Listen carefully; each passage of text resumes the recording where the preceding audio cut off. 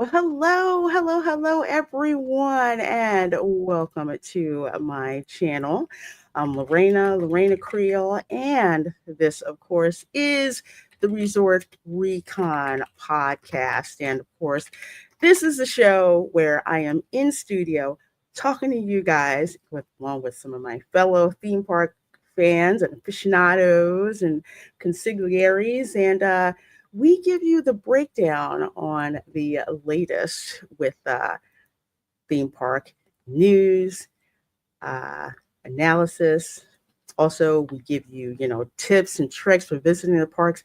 And you guys are the official co-hosts of the show. So, of course, we like to see the input that you have in the chat as well. So, we have got a really packed show today. We've got some new attraction news from a couple of other theme parks, most notably SeaWorld and Dollywood.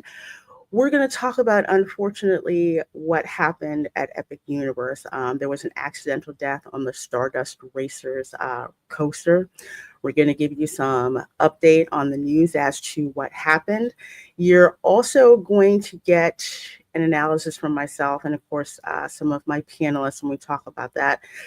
Because I have a little bit of, well, I won't say a little bit, enough background on it that I can give you guys a very fair and balanced and informative opinion as to what happened and kind of like next steps. So we've got that.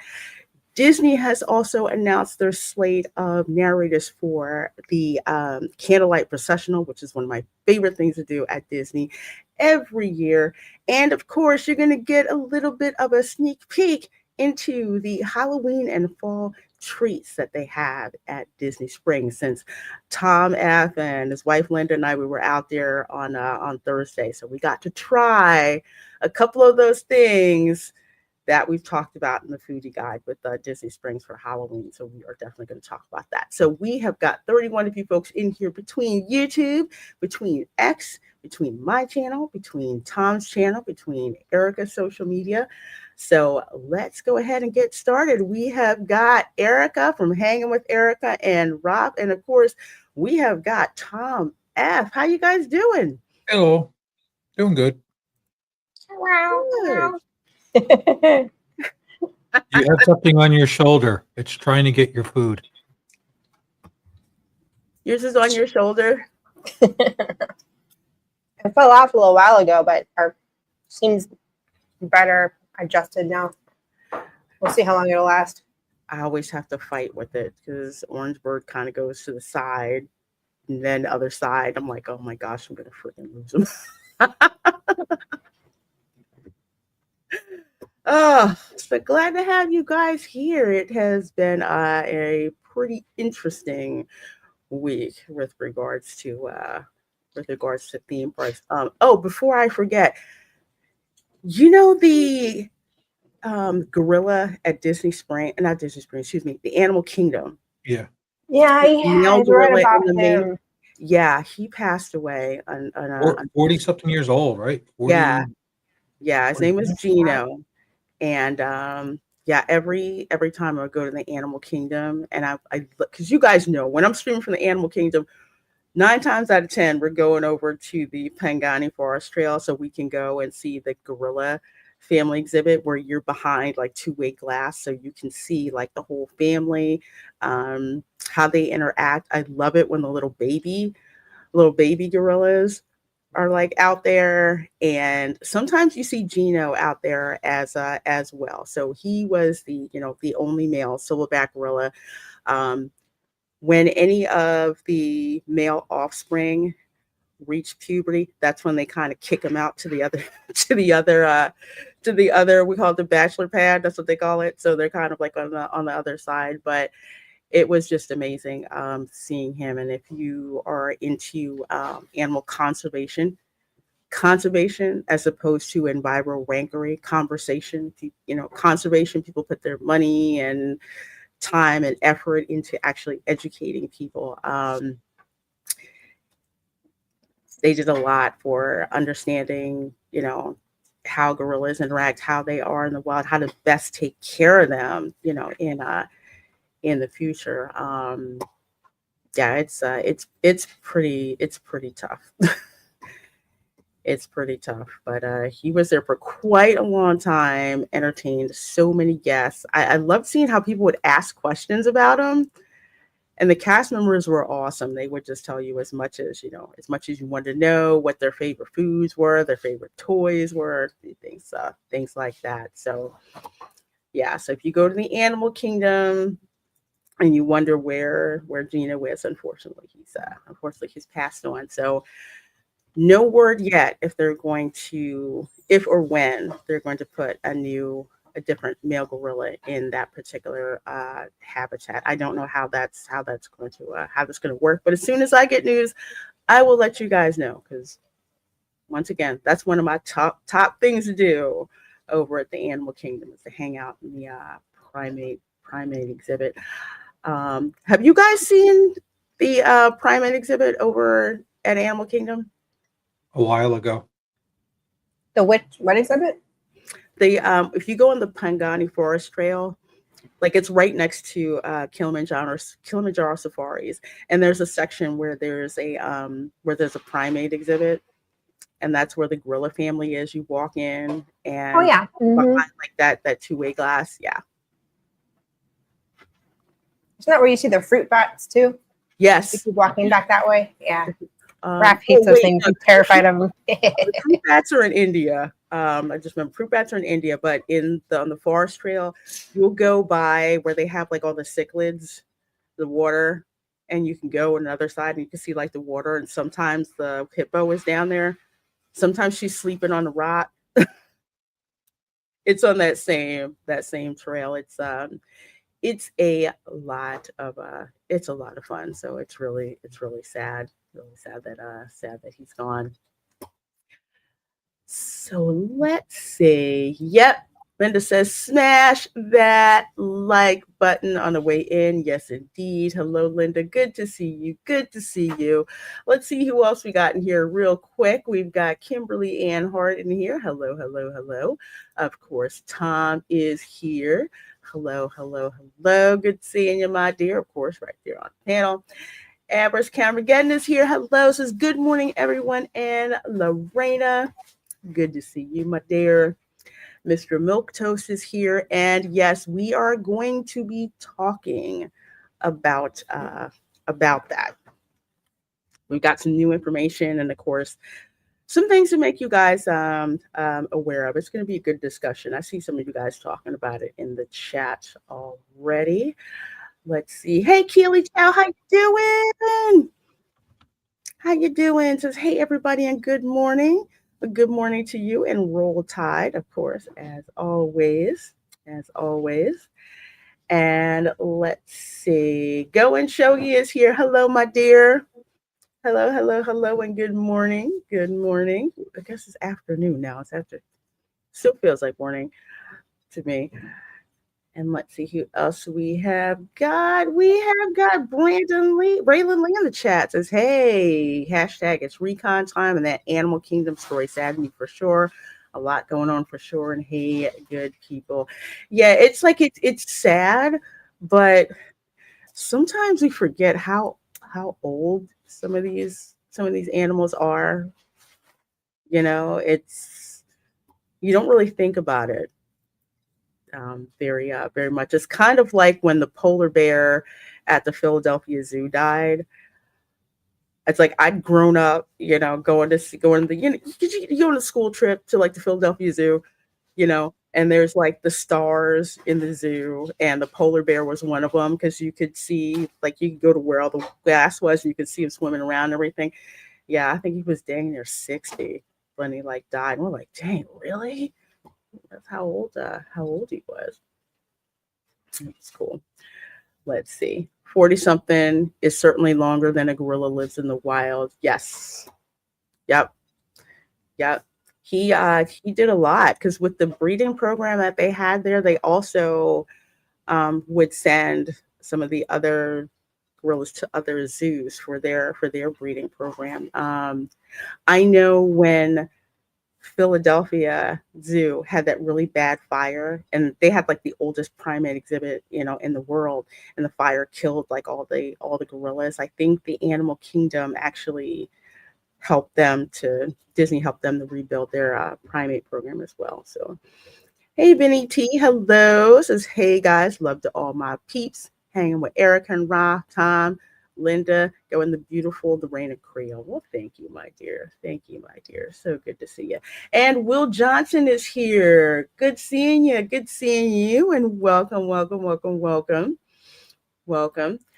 New specials coming to Tippett. You're not right, going. I deleted that.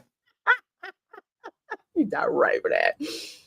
Tippins is so expensive, but it's worth it. Tippins is a restaurant over at Animal Kingdom, across from the Flame Tree Barbecue, which is so all that. I love Flame Tree Barbecue. Hey, Goofar35, good to see you. Good to see you, my dear. Let's see. Let's start out, of course, with some laughter, which I always have to show you guys because dang it, I love Instagram. Check it out. Welcome back to the Disney Adult Husband Support Group. I'm Jake, and I too married a Disney adult.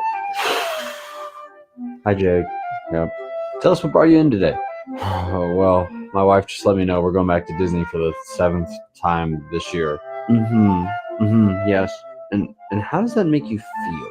Honestly, confused, poor, and starving. Like, I can't eat. Poor is definitely one of them. I'm starving. Starving. Oh, God. Anything until we take 12. Well, first of all, can we please notice the Disney X-Men t-shirt he's got on? And Mickey Mouse is Cyclops. You see that? I would totally buy that. Just saying. Pictures of it in various locations. Oh, and you're also required to wear matching shirts everywhere you go, correct? We have an entire suitcase full of the shirts for every park. Mhm. Sometimes for individual rides too. No. I totally get it. You're completely safe here. What happens at the Disney Adult Husband Support Group stays in the Disney Adult Husband Support Group. I'm just glad I found a safe space around all you guys. All right, guys. Snack break. We got Dole Whips in the back, and we don't have to Instagram them before we eat them. Let's go. That is true. Instagramming your food, before you eat. Although I don't IG my food. I just take the pictures. But yeah, you can take some night groups. Yeah. I forget to take pictures of my food because I'm so hungry or just so excited. I'm just like, just start eating it. And I'm like, oops, forgot to take a picture of that. You're one of those people that takes one bite and takes a picture of the food, aren't you? Who, me? Yeah. No, I'm the one who'll eat the whole thing and then realize, I didn't take a picture. I like the people who just like take a bite out of it and take a picture of that. It's like I claimed it. It's mine. I remember I was supposed to be doing a food review over at the Satuli canteen, and I was so hungry I was halfway through eating it and remembered I forgot to take pictures in the beginning. So the video I took, it's like half eaten. I'm like, I'm sorry, I had to eat that. I could not wait. Hubby calls it food porn. Yeah. Yes, that's exactly what it is. And theme parks are full of it these days. The Mhm. food has gone through the roof since we were growing up in the 80s and 90s with the food. And you do it just to like rub it in. Hey. I mean, food or souvenirs, take your pick because the food nowadays is like a souvenir for your stomach. Mm-hmm. I've always said for me, the food is part of the theme park experience. It always has been like the type of things and stuff that they have. Although I do miss being able to do your own Dole Whip soft serve. I like the coconut Dole Whip over at Magic Kingdom. You have to ask for it, but they have it. Wait, they have coconut Dole Whip? Mm-hmm. Ooh, they Yep. might. I think they have that at Swirls on the Water at Disney Springs. That's where you go. You can Really? actually get a Dole Whip flight. So you get like 3 different Dole Whips in little cups. But yeah, they We were have the at the different flavors. Springs not long ago. Why did you not tell me this? It did not hit me because we were on a cookie hunt. That way, yeah. My brain had not shifted to Dole The Whip. ice cream. I don't think it was hot enough. It was, It was, yeah, it was okay. It wasn't, Super Mario Sun trying to kill you levels of Yeah, if you hot. go to Adventureland where you get where you get all the whole big Dole Whip menu. I forgot the name of the place. It's over by Aladdin's Carpets across the way from there. Yes, Aloha Isle. Yeah. And you can get pineapple coconut swirled together, but you can also ask just for the coconut by itself. There is a barbecue place in town that has Dole Whips. So I'm gonna have to see what other flavors they have. Ooh. Well, I know Aloha. Barbecue and Dole Whip is good. Let me just tell you. It is good. Yeah. I like a is good good. soft serve after barbecue. It is good. Isn't it delicious? One of my They make favorites a drink called the Hula Girl. It's in an orange cup and it's Oh, really? Yeah. Think of Timon when I never hear the word hula. Oh my gosh. Hula girl. Now, hula's gonna do the hula. Oh my gosh. That scene was freaking funny. That was so funny. So yeah, actually, Aloha Isle used to be the Sunshine Tree Terrace, and then they kicked the orange bird out to like a small shack on the side. Different. Yeah, because that's what we used to get. Like when I was a kid and we were at the Magic Kingdom, we would go over to the Sunshine Tree Terrace, so I could get my orange and vanilla Ooh. swirl. Yeah, that orange is Like good. memories. It is good. It is good. Orange Julius can't touch it, y'all. So don't even don't even try. No. Well, Wait, Orange Julius is not the same as it was back then. no. That is true. That is true. It isn't. Well, folks, we got some ride news. So SeaWorld Orlando is bringing another new ride to their park. It's coming in 2026 next year. SeaQuest Legends of the Deep. So this is courtesy of Expedition Theme Park Sam over on X. Give them a follow. Guests will embark on a vibrant submersible adventure through dazzling undersea ecosystems where they'll encounter extraordinary life forms, breathtaking environments, and inspiring stories from the sea. I wonder where are they putting that? That is a good question. Is that what? I think there's construction going on with it already over there. So it makes me, let's see. Yeah, they're not mentioning where that's going. And I haven't been over to SeaWorld in a while. So wonder what it's gonna take over or what they're working on. Because I just saw the news this morning. So I'll have to look into exactly where they're gonna put it, but it's already advertised over there. Well, over here at SeaWorld. Dear God, an underwater ride at SeaWorld. Yeah, it's going to be a dark ride, actually. And I was wondering who was going to be the manufacturer. So I heard it's Vancoma most likely. Oh. Yeah. Because I did some looking. That's like the second thing I do now. New ride. Who's making it? So, yeah. We do that too.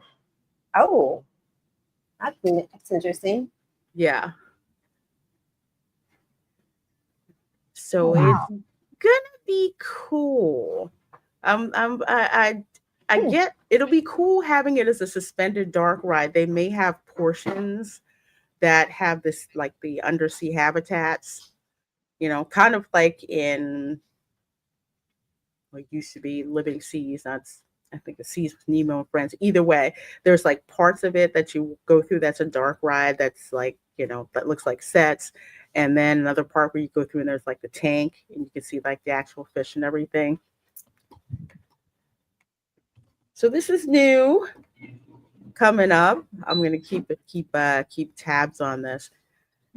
Q435 says, can't help but think a SeaQuest DVS with this.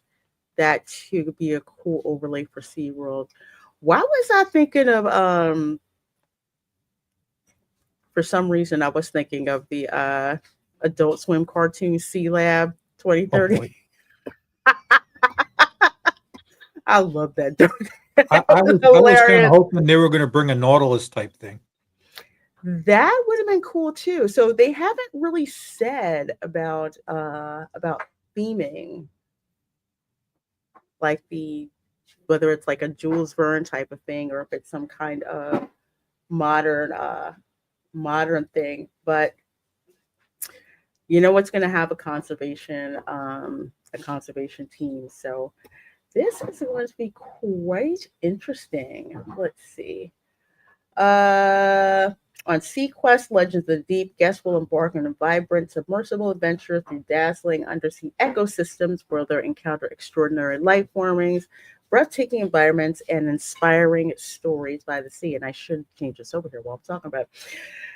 This groundbreaking attraction plunges explorers into an environment of awe and mystery, guided by the Sea Collective's adventure team. So it's got an immersive feel, advanced specialized effects, spectacular finale launch. Ooh, okay, you got me when I heard that word launch. So yeah, and annual pass members will get a chance to actually try this first. So looks like it sounds interesting. Sounds interesting. I'll keep you guys posted as more information gets posted about this. So granted, they've got to compete with Disney. They've got to compete with literally compete with Epic because it is right behind them. You can see the fireworks from Epic when you're at SeaWorld. You can actually see them. They're literally that close to each other. So yeah. SeaWorld is quite happy that Epic Universe is there so they can cannibalize their visitors, so to speak. So yeah, what do you guys think? I'm intrigued. Now, weren't they building another attraction that Mac was building, like a theater? Yes, that's the attraction? Arctic. What was it? The Arctic. So they're getting 2 new attractions. Yes. Wow. So the one from Mac, the Arctic Expedition, over where the beluga whales are. That one's already open. I haven't had a chance to ride it yet because I just have I feel some kind of way about you requiring that I put stuff in a locker before they get on the attraction, but you're going to charge me $14 to use the locker. I got an issue with that. Yeah.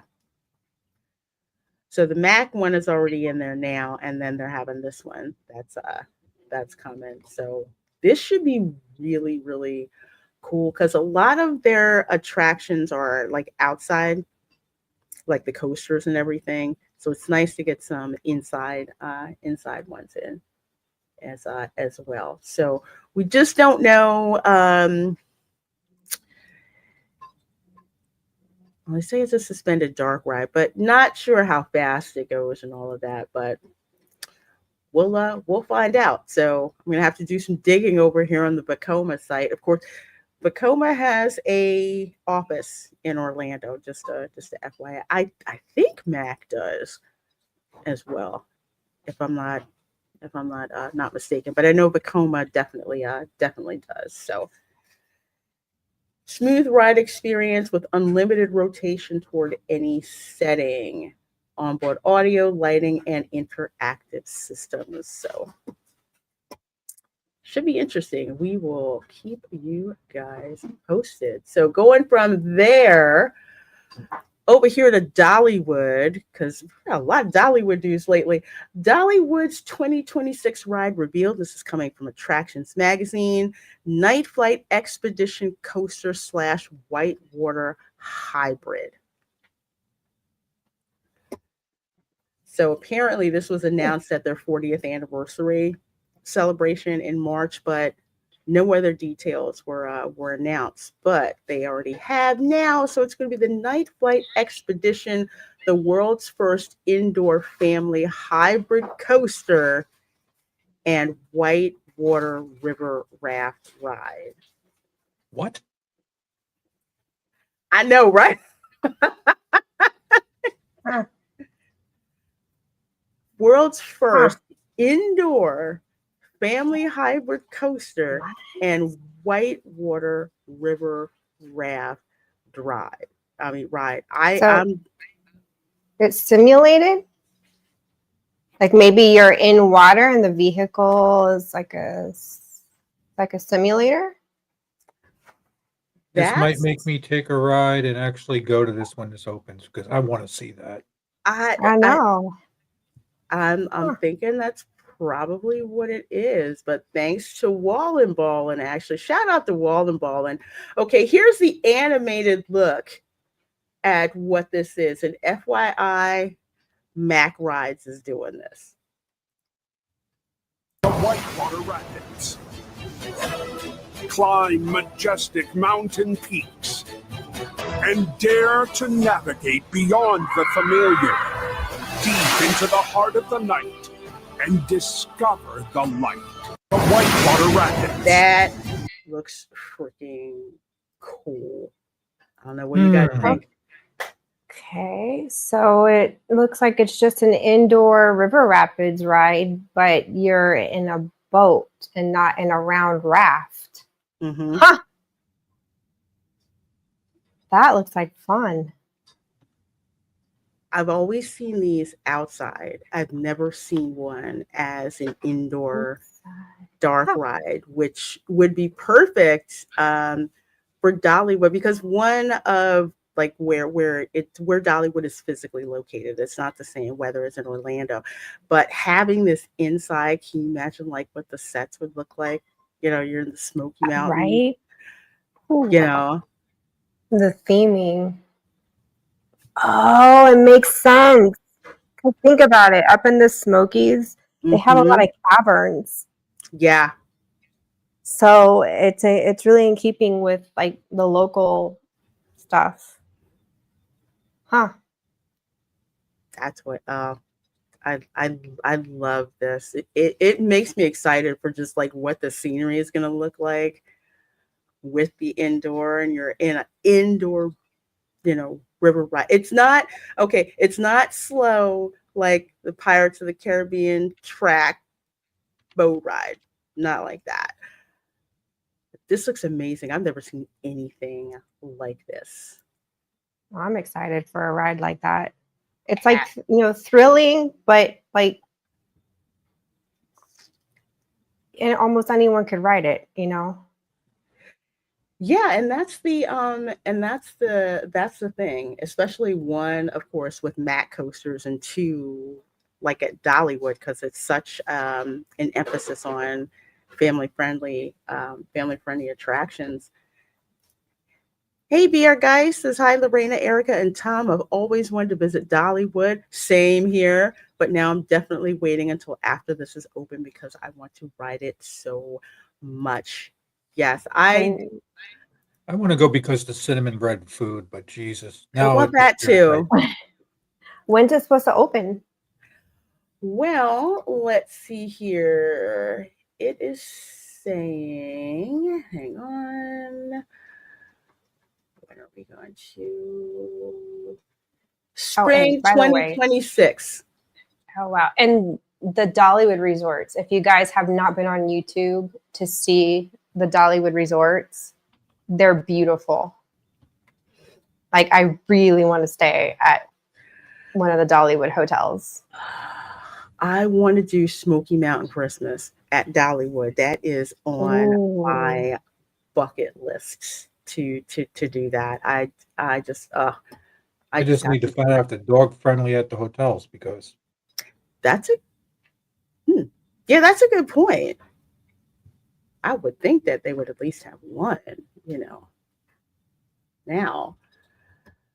But in the Dollywood 40th anniversary documentary, Dollywood VP Pete Owens teased the park's new attractions will continue to tell the Wildwood Grove story and celebrate nighttime in the Smokies.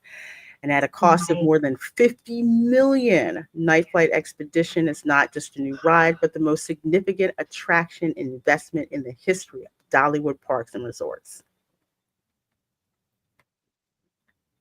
5.5 minute experience aboard custom designed amphibious vehicles. Riders will embark on 4 distinct adventures, soar over the Smoky Mountains, plunge into Whitewater Rapids, climb a mountain range, and explore a bioluminescent lake, each offering a unique experience.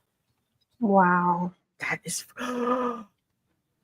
Jeez. I would Got love the butterflies, which is the motif of the park, is butterflies. That's so pretty. Would this count as a near thrill ride? I would say yes for the Whitewater adventure, but it's probably not super bouncy. But we'll see. We'll see. Be our guys. Yes, I believe that it is. I think I read something like that on X. The ride tech premiered in France. I think it's what Mac Rides showed in France, and then boom, we get the news that that Dollywood is getting this 5.5 minute ride versus Tron. Need I say more? I know, right? It's such a gorgeous attraction, and it looks like it's going to be that, and especially if you've been like in Tennessee up there, just like what the Smoky Mountains look like, and just the scenery is gorgeous. Yep, 50 million, and I cannot wait to see this happen. Epic Universe needs something like this very much, indoor, and it looks fairly tolerable for all ages. The thing with the thing with indoor, because of the weather here and the mold, that's kind of like what they have to combat. So I would think it would be nice if they had something like this. Like you take the Jurassic River ride, that one's like scale it down so it's kind of like more of like a family friendly kind of thing. I think that would go over well. Yeah, Dollywood is, again, like I said, Dollywood is on my bucket list. And you go every year? Man. Oh my gosh. Oh, so since you go every year, Will Johnson, I'm going to ask you this question. Is the cinnamon bread given to you in a loaf pan? Or do they just like give it to you baked in like in a bag or on a plate? Because I think we were wondering last week when we looked at a picture that someone had of the cinnamon bread at Dollywood. Do they have it like in a bread pan for you? I thought they put it in a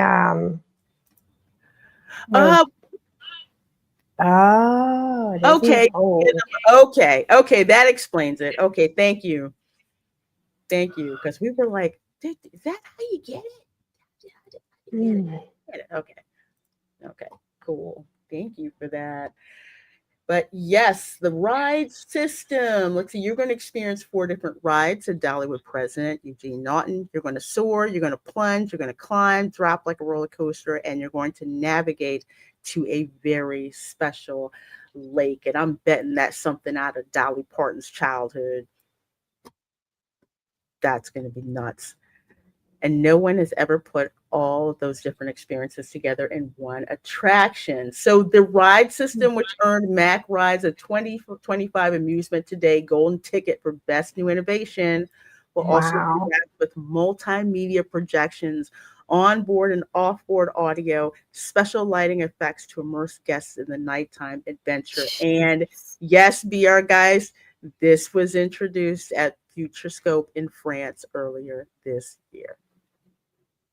You know, to be such innovators, they could really update their own theme park. Just saying. Mm-hmm. Well, Europa Park has areas that's just like, okay, y'all need to do something here because it's so old. Like, come on, your animatronics like. Oh, I'm like, oh no, it's bad. Have they entered Five Nights at Freddy's territory? Yeah, they've got some areas that's just like it is really bad. Like, come on, y'all, do something here. Not good. Oh my gosh. Let's see. Dolly says a lot of people ask me about my favorite season in the Smokies, but no one ever asked me what my favorite time of day is, Dolly Parton said. Our new ride sends you out into the mountains at night, which is the time that I think they really come to life. It's pure mountain magic. Wow. It's going to be in a temperature controlled facility that's 3 stories high, Erica. 3 stories. So, wow. Interesting. So Super Enthused went to Dollywood and went on the train and was able to film the area where they've started groundwork for the attraction. Oh, okay, cool. And the show building, unless it was just the camera, maybe it didn't capture the grandness of it. Maybe in person it looks bigger than on camera, but on camera I was like, I don't know, it looks small to me. I'm like, they're gonna fit what in there? But it could be wrong. I could be wrong. It could be something that just maybe it's a lot larger in person than what it came through on camera. Mm-hmm. That could be possible. Will Johnson says, I think Europa Park is beautiful, but I agree they're busy sending their innovation elsewhere. Yeah. Yeah. And to be fair, that is their main bread and butter is building attractions for other companies or theme parks. The Europa Park's kind of, it just happens to be there. It's not really what pays the bills for the families. They said, y'all can wait. Y'all can wait. We got to deliver, other stuff, elsewhere. Oh, thank you, Vinny T. Yeah, Dollywood is Dollywood is so gorgeous. And I'm just like, I have to go there. And Nita, hey, my dear, says, I love Dollywood. It's the best and very pleasant in every way. Yeah. Again, that's that one. Smoky Mountain Christmas. When I do that, I'm going to be blogging that like crazy. I'm sorry, Eric. I didn't mean to interrupt you. I'm just dreaming of food. I'm hungry, so food is on my mind. So I'm like, fried chicken sounds good. That cinnamon bread sounds good. I'm like, dang. And all I had was this bowl of popcorn. I'm ready to eat. Cinnamon bread to go. Yeah, this is going to be insane. Absolutely insane. Hey, Major. Anita says you never have to worry about what your children experience while at Dollywood. Yeah, Dollywood. Dollywood looks just amazing. I'm so glad to hear that Dollywood has really been amping up their game. I mean, they've been focused, on customer service and providing just an amazing experience when you go. So yeah, I am definitely going to keep you guys posted with what's going on with Dollywood, because we talk mainly about the Florida theme parks and some of the theme parks in California, but we would be real remiss if we did not talk about Dollywood, okay? Because Dollywood is awesome. I'm excited so much about what's coming in that part. Well, excited that almost 200 of you are watching between YouTube, of course, out to Erica's channel, out to Tom's channel. So glad to see you all. How do y'all feel about the Six Flags merger? I'm not happy about it. It Apparently, it's gone downhill. It's not Yeah, working out. yeah. I wasn't really too keen on that in the first place, and it has not turned out well, which is a shame. Which is a shame. But speaking of things that are a shame, and again, welcome to like over 200 of you guys watching. This is a very delicate subject. There's different nuances to this subject. So as we talk about it, please do keep in mind it's a very human tragedy in the end. A family has lost, a son, a brother, a partner, and it's a very sad story. But also keep in mind that there are warnings and signage about thrill rides that are not there just to be there. They are there for a reason. So to get started, this is coming from Marvin Montanaro over on That Park Place. Hey Marvin, how you doing? Guest dies after riding Stardust Racers at Universal Orlando's Epic Universe. Cause of death ruled accidental. Now, since I live in the area, I've watched this particular coaster get built. I've seen a lot of test after hours testing. I mean, this thing was like testing on the regular before team members could actually get on it. When Tom and I and Linda visited Epic Universe, they had this attraction running, and to say it's intense is an understatement, but the intensity of this coaster is what was the attraction in the first place, because we had dueling dragons over at Islands of Adventure. I rode that, and I freaking love dueling dragons. So they brought it and, let's say, upped it by a factor of 10 with Stardust Racers. With the preview, you saw like how fast it went, the inversions and everything that it went through. It's not a family friendly coaster. And that's okay, because there's coasters for everyone, but this one is specifically a thrill ride type of coaster.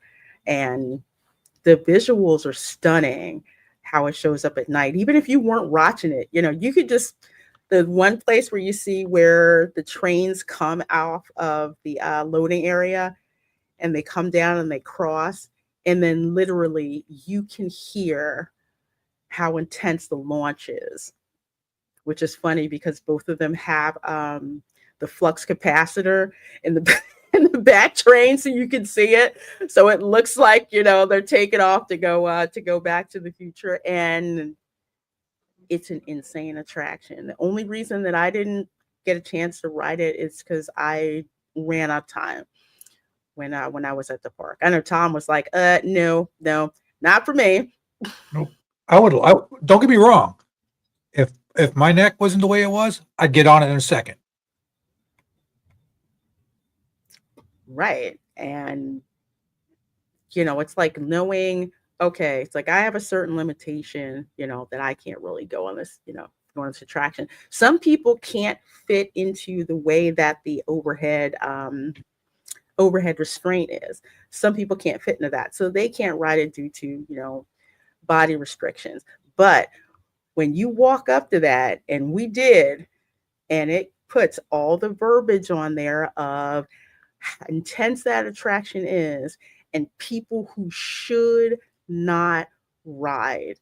Weak back, weak neck, heart conditions, physical limitations, spinal issues. They make it very plain who should not be advised to ride this attraction. And should you decide to ride it, it is at your own risk. Disney has the same kind of verbiage on a lot of their attractions as well. Do you guys remember when Mission Space first opened? Do you guys remember that? not too long after it first opened. Because when it opened, I was excited to ride it because that's what I wanted to do, to go on mission space. This was when it was purely the Vomit Comet ride. They didn't have like the green Yeah, mission. yeah. I remember that I now. remember that. They were like, Yeah, yes, and powered by HP. All right. It's like space flight. I'm like, cool, let's go and do it. But not too long after that attraction was open, unfortunately, a young boy died on the attraction. And it turns out that the boy had like a undiagnosed heart condition. So I think they wound up suing Disney, but it got settled, out of court because they make it very plain who should not ride this particular attraction, and it's not something that they just pulled out of their backside. Okay, because somebody like me who's an engineer, okay, when we have to take all of these physics courses, mechanical engineering, fluid dynamics, all of that stuff, there are so many physics problems that I had to do that related to coasters, G's that are produced, speed, velocity, all of that stuff. And some of those G's are very, very, strong to like if you try to pull against them, you could possibly snap your neck sometimes or severely injure, your neck. So they're not making this they're not putting that out there for their health. Yes, it is a legal thing, but at the same time, you are advised of the risk of riding this particular attraction. It's like when you go to a gym, okay?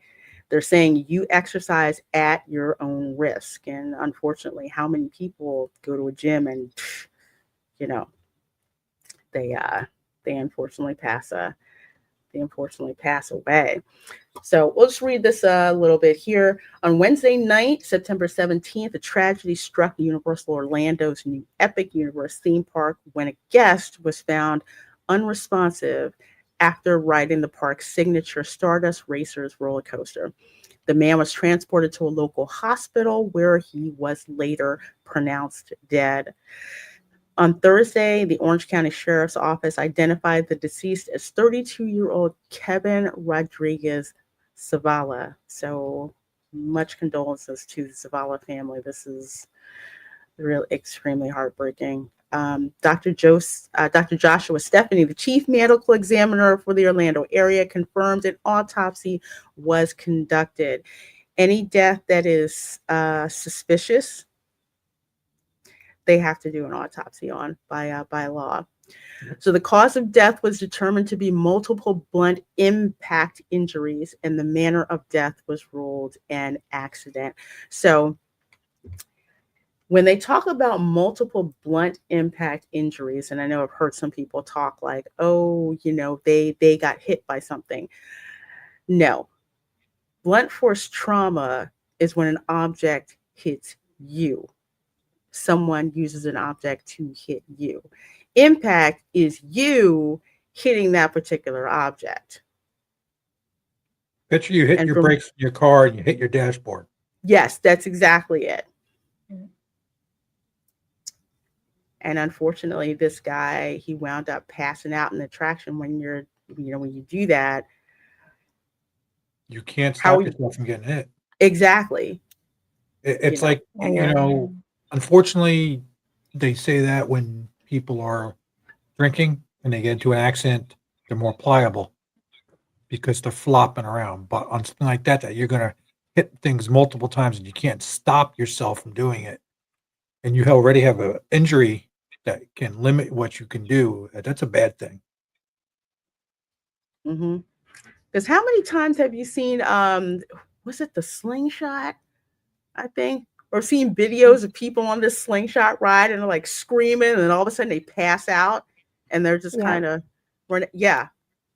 When you pass out, you have no control over what you're doing. You're at the mercy of whatever vehicle that you're in, unfortunately. But Stephanie's statement did not Did not provide details about where the injuries occurred on the body or how exactly they were sustained. Of course not, because that is detailed in the coroner's report, which is, They don't need to release that.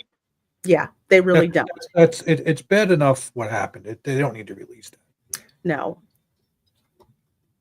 No. Only thing that they need to release to the press is cause of death. That's it. Not the exact place on the body that things happened, because have you guys ever gone to an autopsy? I Our mean, no, daughter but I used used to to do them watch. for a living. Yeah. Yeah, our daughter was a medical examiner. I got to do that for AP bio class. We went to the Philadelphia medical examiner's office, which is one of the coolest field trips I've ever. I know. I'm Lareina's weird. morbid side. I know. I'm kind of weird. But at one time, I wanted to be a Wait, kind homicide of? detective. Yeah, I know. Understand. But at one time, I wanted to be a homicide detective, which meant I was going to have to watch or deal with a lot of medical examiners, and I bodies was with going to toe college tags. for crime scene investigation, so yeah. It just fascinated me with that, and how, the coroner, because same thing like CSI, dead body. Yeah. Okay. Coroner's got to go through and find the cause of death. And it's not something that's very simple and cut and dried. It's a lot of work and analysis that goes into that. And sometimes, more often than not, the coroner's report will tell you the cause of death, but it won't exactly tell you exactly how that death came around. So that's how you have the crime scene investigation and all that stuff that goes on. So let's see. The findings immediately prompted questions from the industry experts. Of course, experts, pundits, you're always going to have that happen. Dennis Spiegel, CEO of the International Theme Park Services, called the autopsy's conclusion pretty shocking. He noted the lack of detail left many questions answered. Well, then again, to the point, the coroner only has to tell you what the cause of death was. They're not going to release the entire report that shows, at least not now anyway, the report that shows you where on the body certain things happened, everything down to what it was that they ate for their last meal. They're not going to release that to you right away, because there's another investigation that has to go on. So you're not going to get that.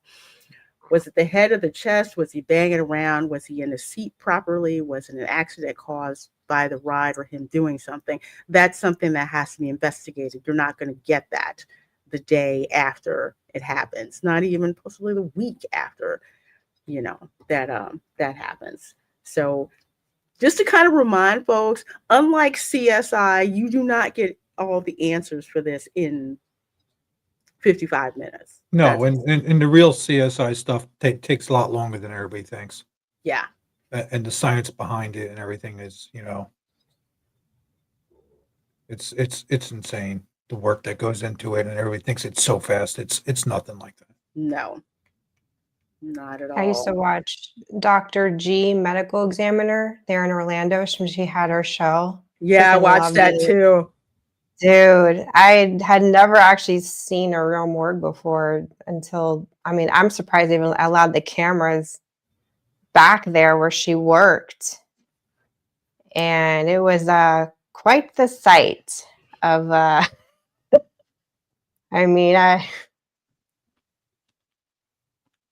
if you wanted to theme something for Halloween and you wanted inspiration out of the real thing, you could get some serious inspiration. Like, it was, you gotta have that as a calling, and you gotta have a special stomach for that line of work. You do. Yep. You have to have the stomach for it. You also have to have the state of mind where the dead have secrets for what happened to them. Yeah. And you have to have that drive and that desire to find out what it is that the dead body is trying to tell you. It's you have to be someone who pays so much attention to to detail that it is absolutely insane. And the freezer section is pretty cool too. I know, that was crazy.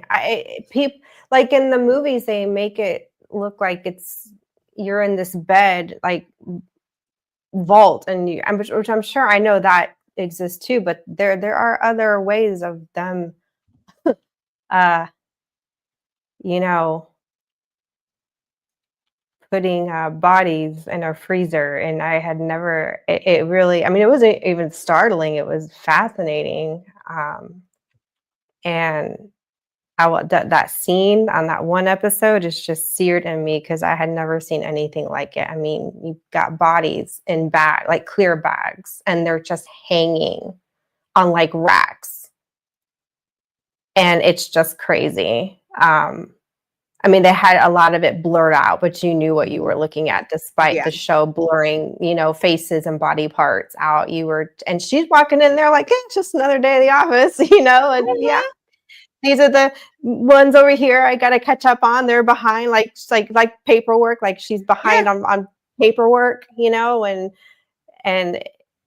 then they had another section of all the Jane Does and the John Does, the unidentified. Yeah, it was I was like, well, Orlando's busy. I will say that. Yeah, our daughter was up in Newark, so very busy with a bunch of stuff like that. Yeah. Yeah, my AP bio teacher said, he said the city of Philadelphia never disappoints us.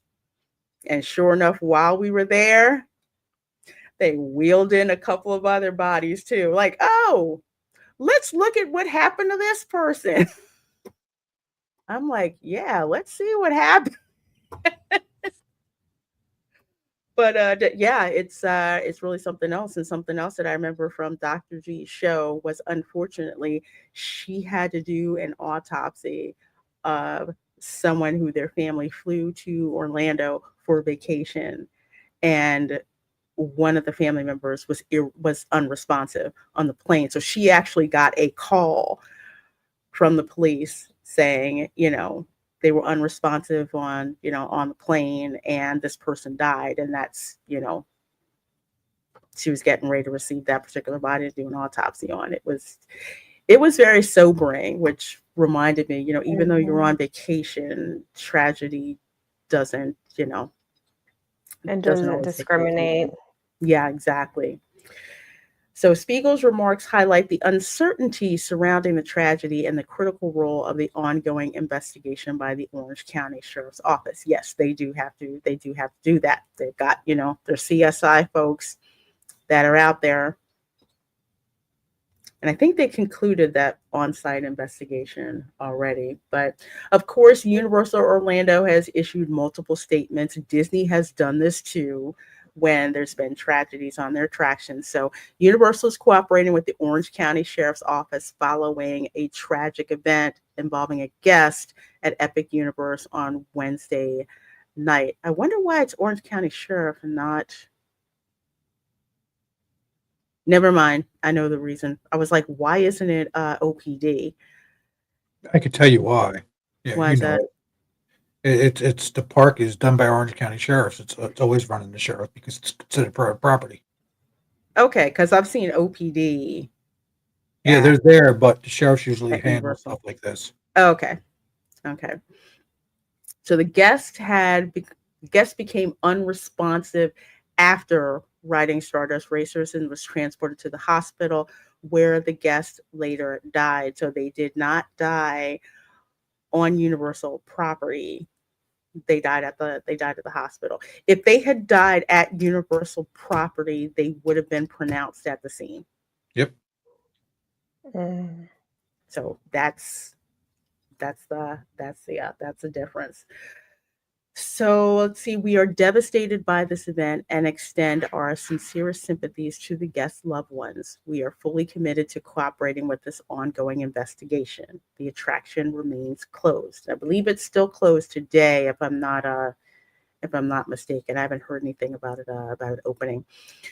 So, following the release of the autopsy results, Universal said it could not comment further due to the active investigation, which is basically the lawyers say, shut up until the people who are tasked with this get done with their particular work. So that's what they're going to get. So this is what Stardust Racers looks like. Breathtaking dual launch coaster reaching incredible speeds of up to 62 miles per hour. And there's a crisscross and an inverted maneuver called the Celestial Spin. And Erica, correct me if I'm wrong, but didn't Mac have to slow down Mm-hmm.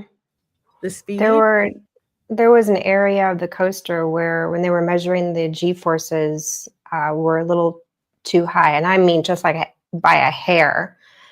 So they had to figure out a way to slow down the coaster in that particular area. So they installed like a braking system where it slows the train down. So when it reaches that area, it's at the G-force that it's supposed to be at by law, because coaster manufacturers have to abide by, I forgot the name of the agency, but there is an agency OSHA? that all attractions, not OSHA, it's another one.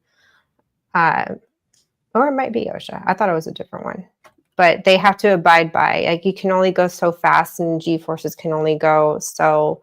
I mean, there are parameters with coaster companies, but at the same time, it's not stopping them really from really pushing the envelope on, you know, how far they can go with the thrills. And I still take issue with being strapped in from the waist down.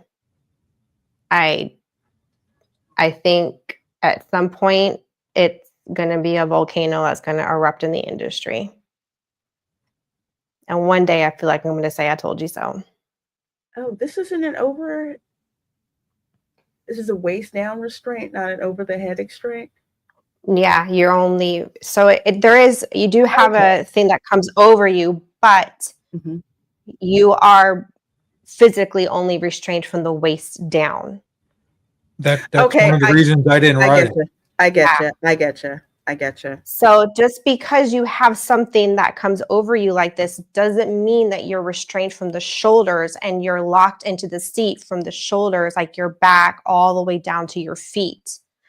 So when you're on an attraction like this, and Intamin's another one I take issue with, because they tend to build their coasters the same way, except Intamin trains are known for just the lap part that comes like this. Right. And but it's the same thing. It's just a different version of it. It's all it is. And it could be that one company's got a patent on one style and the other one has a patent on theirs, and Lord forbid they copy each other. Yeah, because if I remember, sorry, go ahead, Erica.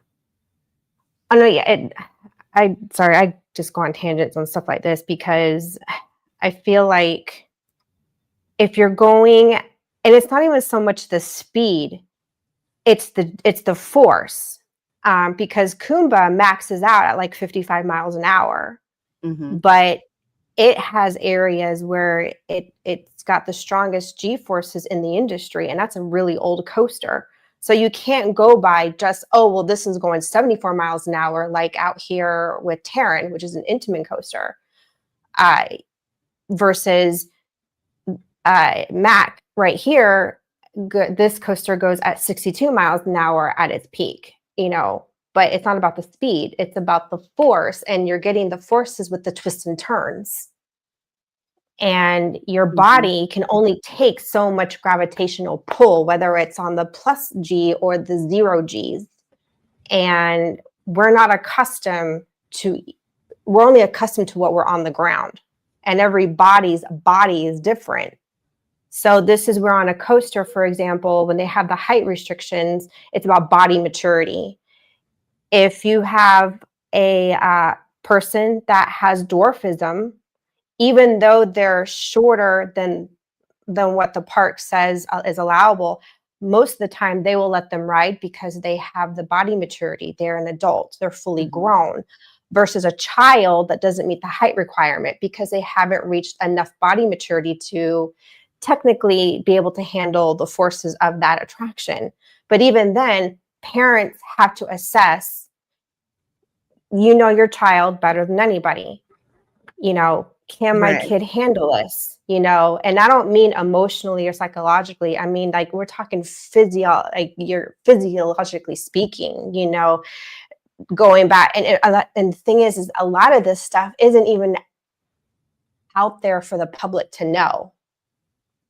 All they have is the signage, but it's not like you're getting as huge explanation as to why the rules are there, like an in-depth understanding of what the human body can take and maybe can't take depending on the person. So I have very much been against these companies imitating the free fall, because that's what they're imitating on these newer designs. And Intamin started the whole freaking thing with I want to go back to not Cheetah Hunt, because Cheetah Hunt, you're strapped from the shoulders. And I'm surprised they haven't changed out the trains on that one. It could be cost, but I'm really surprised they haven't upgraded to the lap system. But when you're free falling, you know, and you're only strapped from the waist down, you can't predict what your body's going to do. And depending on the force, depends if you're going to be thrusted back or thrusted this way or that way. And then you've got, you know, like my sister pointed out, because she did technical writing for Disney, and Rock and Roller Coaster was one of the manuals that she worked on. And she's like, you know, you'd really be surprised what people do in a panic and out of excitement on coasters. She's like, you'd be surprised that people mid flying around will try to get out because they're just in total panic mode and they don't know what else to do, which is dangerous to them. Or they're so excited and apparently the thrill isn't enough for what the manufacturer put into it, that they have to do stupid things and, or they're leaning over on purpose. And Because they want more of the thrill, and then they wonder, and then that presents an issue, a safety issue for the guest. And there's a reason why when you sit in the train, they tell you how to position your body when you're in the train. Your shoulders back, your head back. If you even look at how trains are designed, the seats, if the back goes higher than your head, then it's meant for you to make sure your head is completely back. Right. And keep your body back. But then you're at the mercy of the G-forces. Can your chest cavity handle it? And that's another issue, because we're not fully grown technically until we're in our mid-20s. So you get someone in there with underlying medical conditions, whether they're aware of it or not, can your chest cavity take it? You know, or maybe there's weight issues. You know, I mean, there's just so many factors, and I really wish they would get a hold of it. I will not ride a coaster. I don't care how fabulous it is. I value my life. Thank you. Life is fragile enough, and I don't like what they're doing. If you want the free fall experience, just sign up for skydiving. Just go do that, you know. And why is it these manufacturers feel the need to have to create that feeling on a roller coaster? It should be mandatory. You're strapped in from the shoulder all the way down to your feet to ensure that at least your back and your spine are somewhat in the seat, secured. And you have something else to hang on to. Like for me, I have to hang like this. I can't just hang on to something in front of me. I still feel like I'm going to flip out of the seat. And I don't like that feeling like I'm going to flip out of it by being harnessed from the waist down. So if I'm not secured up here to hang on, to really grip my body into the seat and get my back like on Montu, I can do that. And on Kumba, I can do that. I can't do that on an Intamin coaster, at least not the newer ones that they've been building since they built Cheetah Hunt, the newer ones post Cheetah Hunt. And anyway, so this is just my biggest rant on No, then there's and that's understandable because because you have these, there's a difference between your family coaster and your mega coaster. which are made for thrill seekers, of which I'm one of those crazy people who will actually do that. I'm like, yes, please recreate what it's like to take off in an F-22. That's what I want to, that's what I want to Oof, try. mm-mm. But that's the difference. There's the family coasters, but once you get into this area of thrill coasters, and I'm glad you brought up about pressure points, because some of them with the restraints that come over but are meant to keep you in a certain position at a certain pressure point, whether it's from the waist up or over the shoulder, or like with Intamin Velocicoaster, which I think goes 72 miles per hour, I Yeah. believe, with what that one does. So I want to say the out of the seat experience, that's the one where you go over the megalodon and you kind of get twisted like that, which feels like you're coming out. The hi-hat inversion is absolutely that one's freaking insane. The G forces on those are, this is going to scare people, way less than the simulated G force that you will get on Mission Space, on the Orange mission. That one is several G's, which you actually physically feel it pushing on your chest. With a coaster, depending on the G's that are being generated, yeah, it goes into that particular territory where if you do have an underlying heart condition, you don't want to mess with that, because you don't know what that can do to you. So that's not out there for health or whatever. But when the engineers start calculating just how many G forces on there, like for example, I think it was King Dakar that they had to go back and they delayed the opening because the crash test dummies and necks were snapping. Oh Just to force it. gosh. Yeah. Yeah. Yeah. So Wow. there's the models that you run and then the test dummies that you put in. And if it's like, okay, so something's wrong here, we have to, we have to change it out. But either way, that's what they calculate. That's there. So again, when you have stupid people, and Erica's absolutely right, because I've never done this, stupid people who want to wave their arms up and around, when you've got, a G-force that could possibly snap your arm off, or people who want to pull their head up and look around and next thing you know, it's that way. As someone who's done a whole heck of a lot of physics, that freaks me out when people do that, because I know what's going on that they can't see. Anytime I see a coaster, all I freaking see is equations like in CSI when you see all that stuff going on. That's what I see with what's going on. So it's like, yes, it's a thrill coaster. One, bigger, higher, faster, but you also have to keep in mind, one, not doing stupid stuff that you're not supposed to freaking be doing anyway when you go on And these things, I, and also know I, your would- health as well. Oh, go ahead, Eric.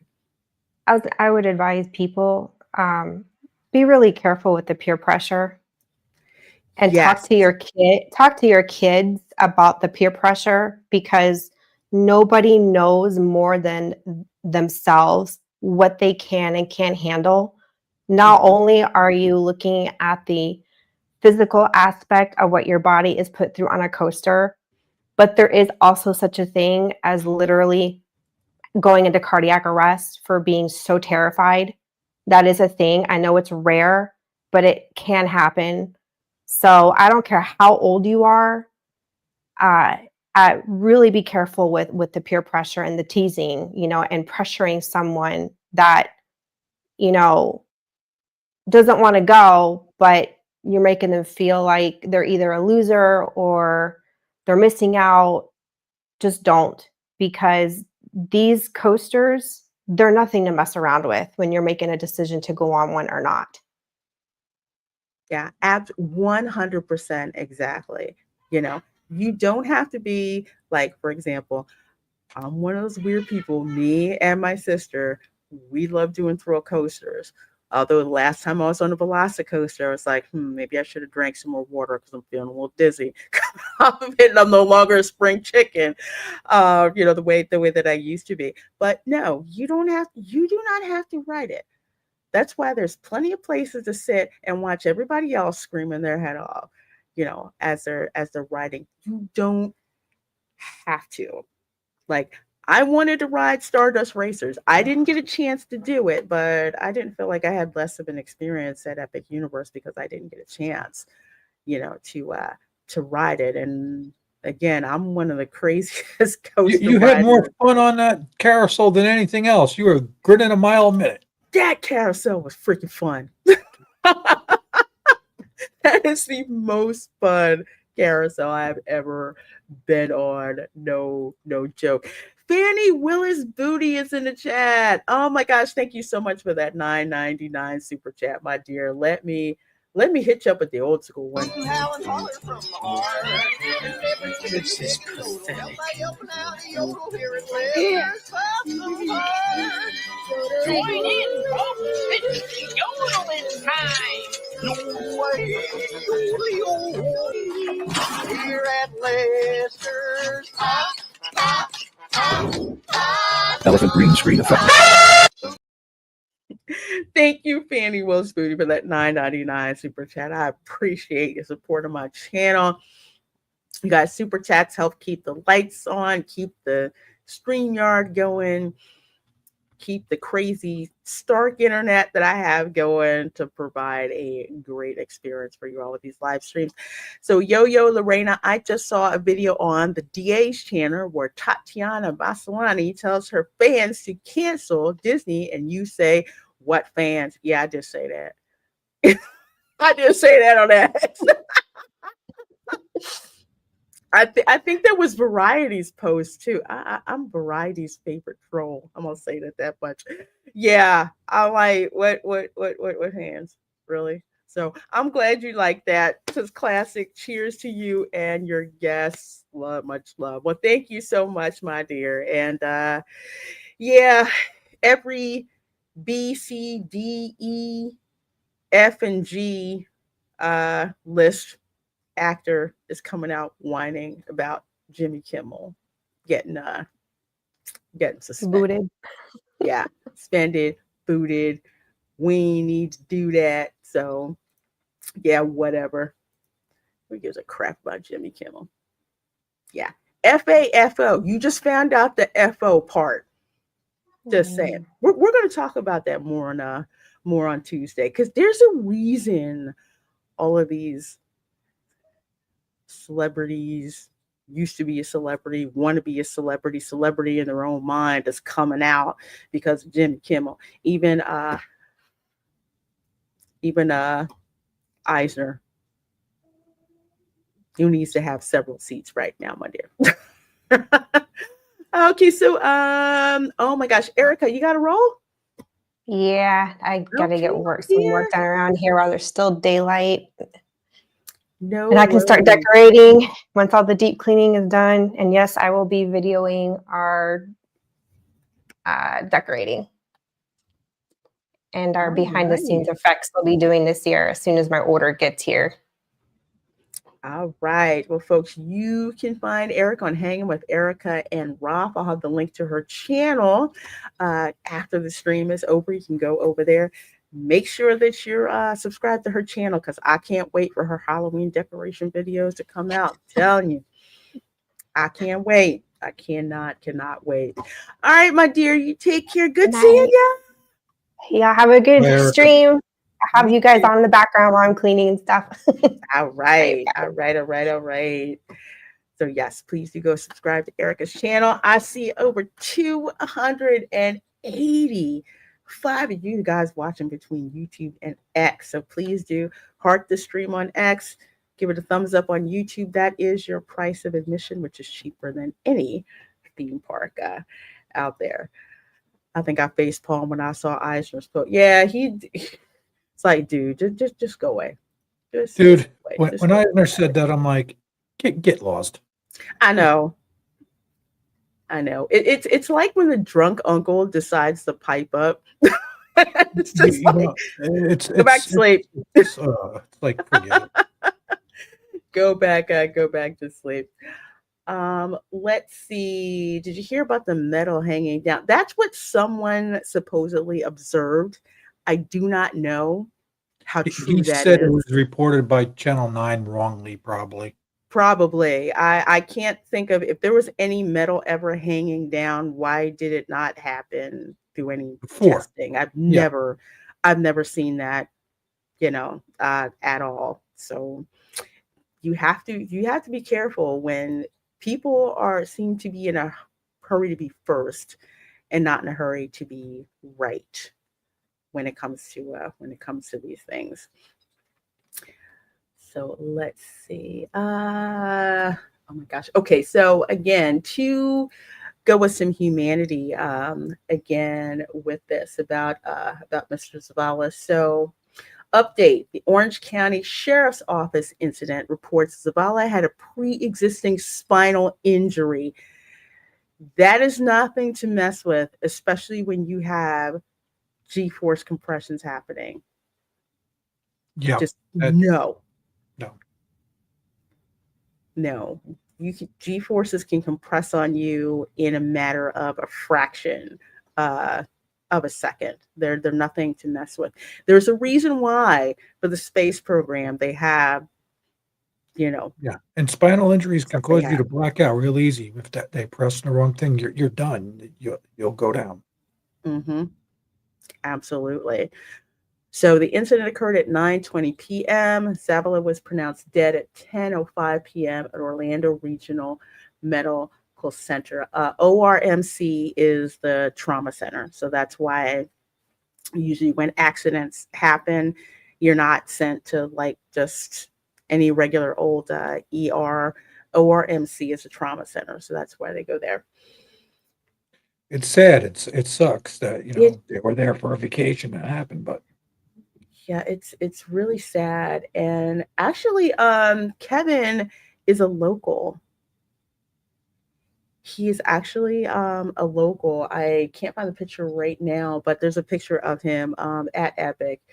yes, He is a local, and I think this is his fiance who's arranged a GoFundMe. So if people are interested in the GoFundMe, I will put a link to the GoFundMe over in the description box of the video when you guys are over. I'd heard there was a GoFundMe, but I wanted to wait until something official had been announced because anybody can start a GoFundMe.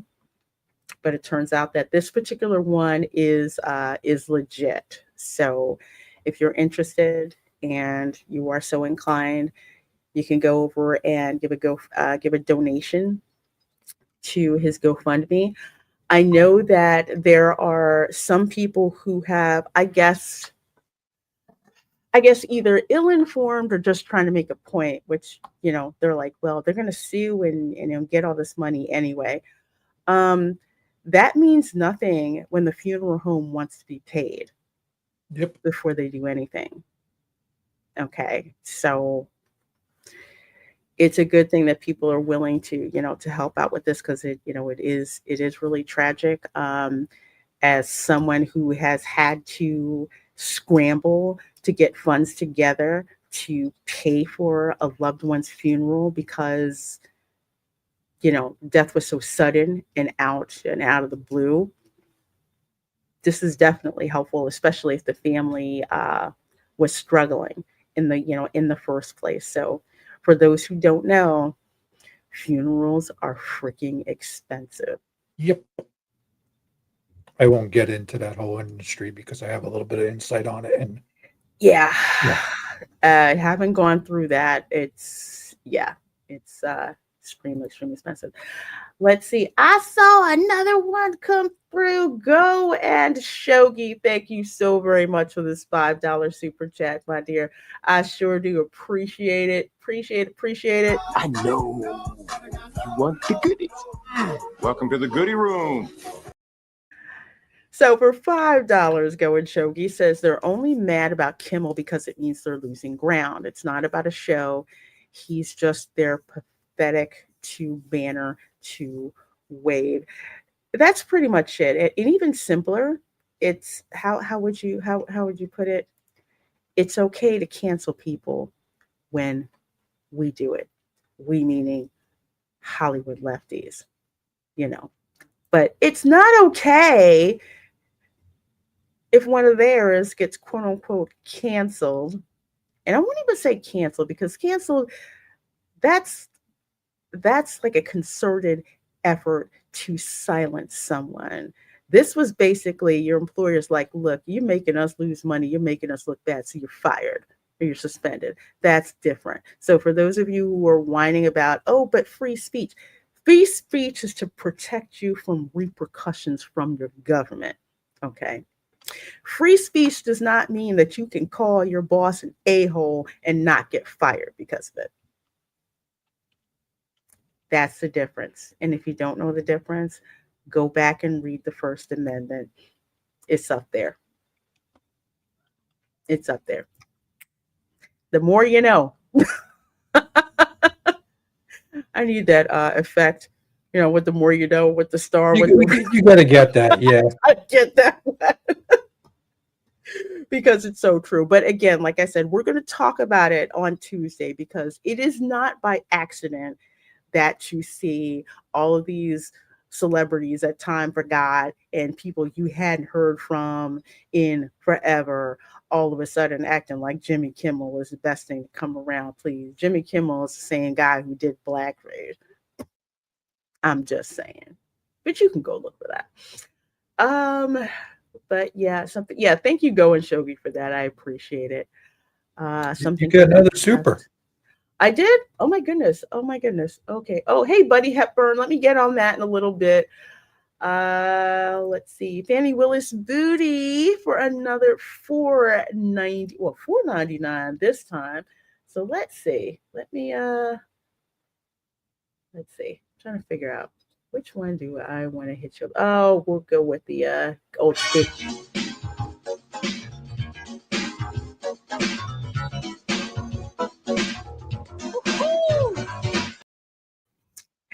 Just thanks for being so caring, Lareina. That's why I rock with you. Well, you are very welcome.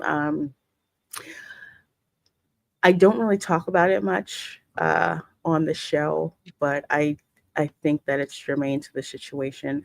My mother, unfortunately, was the victim of medical malpractice.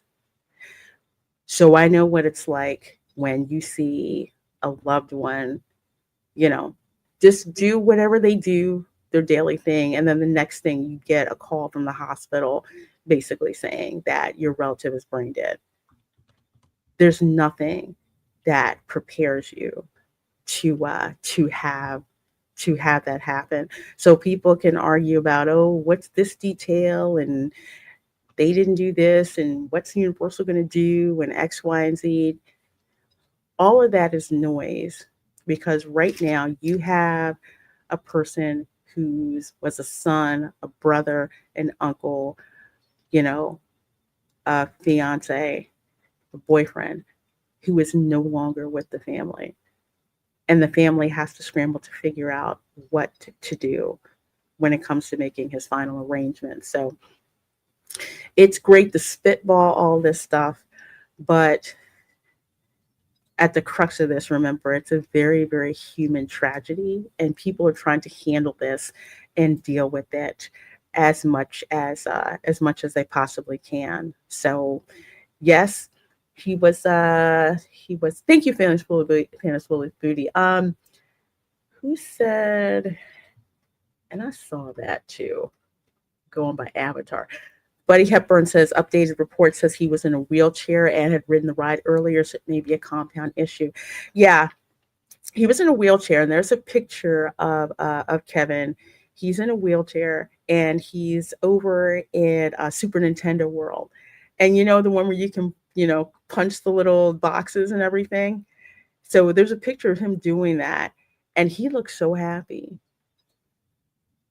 He looks absolutely happy. It's just, unfortunately took a gamble and this is what happened. But he was obviously at a place that he really loved and enjoying. So yeah, just keep in mind when you do talk about it that there is a very very human person, human tragedy, and human story behind that. Sorry to hear that, Lareina. I'll thank you. It's I don't talk about it. I don't talk about it very much. But whenever I hear stories like this, super tragic stories, like this, it really hits me. So that's why I kind of try to inject some humanity, because sometimes in this theme park space, okay, more often than not, we can be kind of direct with what we're talking about. Not to be jerks, but sometimes yes, we can be. But we're spitballing, we're throwing this stuff around. Um, you know, it's like sports fans, you're always talking crap about the other team until somebody gets hit and they're not getting up. And then everybody's concerned. Yeah, something up. Yeah, yeah. Yeah, it was not something that I expected to happen. Although I will say, not that it was good news, but I was able to help somebody else. A friend of mine who I'd gone to high school with, and my mom was actually babysat her daughter at one time. That daughter went to go get, I think, an operation on her tonsils, and she went in a cardiac arrest. This was like a 17-year-old girl, and the hospitals weren't talking to her or anything. And her cousin, who I worked with, came and told me what happened. And the first thing that I did was I told him, I said, you need to get a hold of this particular attorney, which is what we had, because they're not telling you anything. I said, they're not going to tell you anything at all. They're not going to tell you. So I actually went to like sit with the family, because they were absolutely freaking devastated. And I was wondering why I had to go through all that crap. Well, that was the reason why, so I could help somebody else. So yeah, just keep in mind, that it's a very human story. And unfortunately, it's such a tragedy. We go to these parks to enjoy and have a good time, but also keep in mind the limitations that you have. And like Erica was saying, don't let anybody pressure you, Yeah. into doing it. You do not have to go, you know. Unless it's a splash pad and they want to get you wet. There's a different story. Yeah, that's different. But yeah, much condolences and many prayers to Kevin Zavala's family, because Yeah. this is not something that they're going to get over. This is something that they have to get through, and that's going to take a lot of prayers, a lot of patience, a lot of support. Again, if you are so inclined, please do go ahead and donate to his GoFundMe. I'll put the link in the description box of the video. And if you can't donate, you know what? Just share it out, and I'll actually share it out on X as soon as not too long after the show is over. Hey, Guy Scar, much love, my dear. Says love you all. Have a blessed show weekend and stay safe. Well, I sure do appreciate that, my dear. Thank you so much for popping on in here. Let's see, 325 of you guys rocking with us. We're going to get through some other theme park news on a happier note. Anybody remember this banger? Well, okay. How come I can't?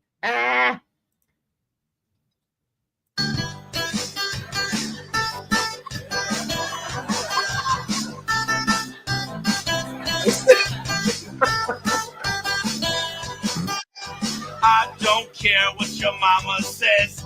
Christmas time is near. I don't care what your papa says. Christmas will soon be here. All I know is that Santa Claus don't care about breaking no flying laws. Just bringing goodies to boys and girls. In every nook and cranny in this crazy old world. I wish it was Christmas today. I wish it was Christmas today. So I'm bringing that up because they have announced the celebrity narrators for the Candlelight Processional 2025 over at Epcot, and I am always waiting for them to announce those for Christmas. You guys like that? Kermit and the Santa hat. That's what gets me every single darn time. I love Mariah Carey Christmas song. That's my thing. I freaking love Mariah Carey. Fanny, thank you so very, very much again for another $4.99 super chat. Oh my gosh, you guys are just so amazing. Here we go. I'll do this one. Who here's a key grip? Hit that director in the face. Really fucking hard. Oh, ow. You better stay healthy, Lareina. I need my fix of you riding the haunted mansion. Well, yeah, I'm working on that. I've let too many unhealthy things go on for too long. So yes, I gotta stay healthy.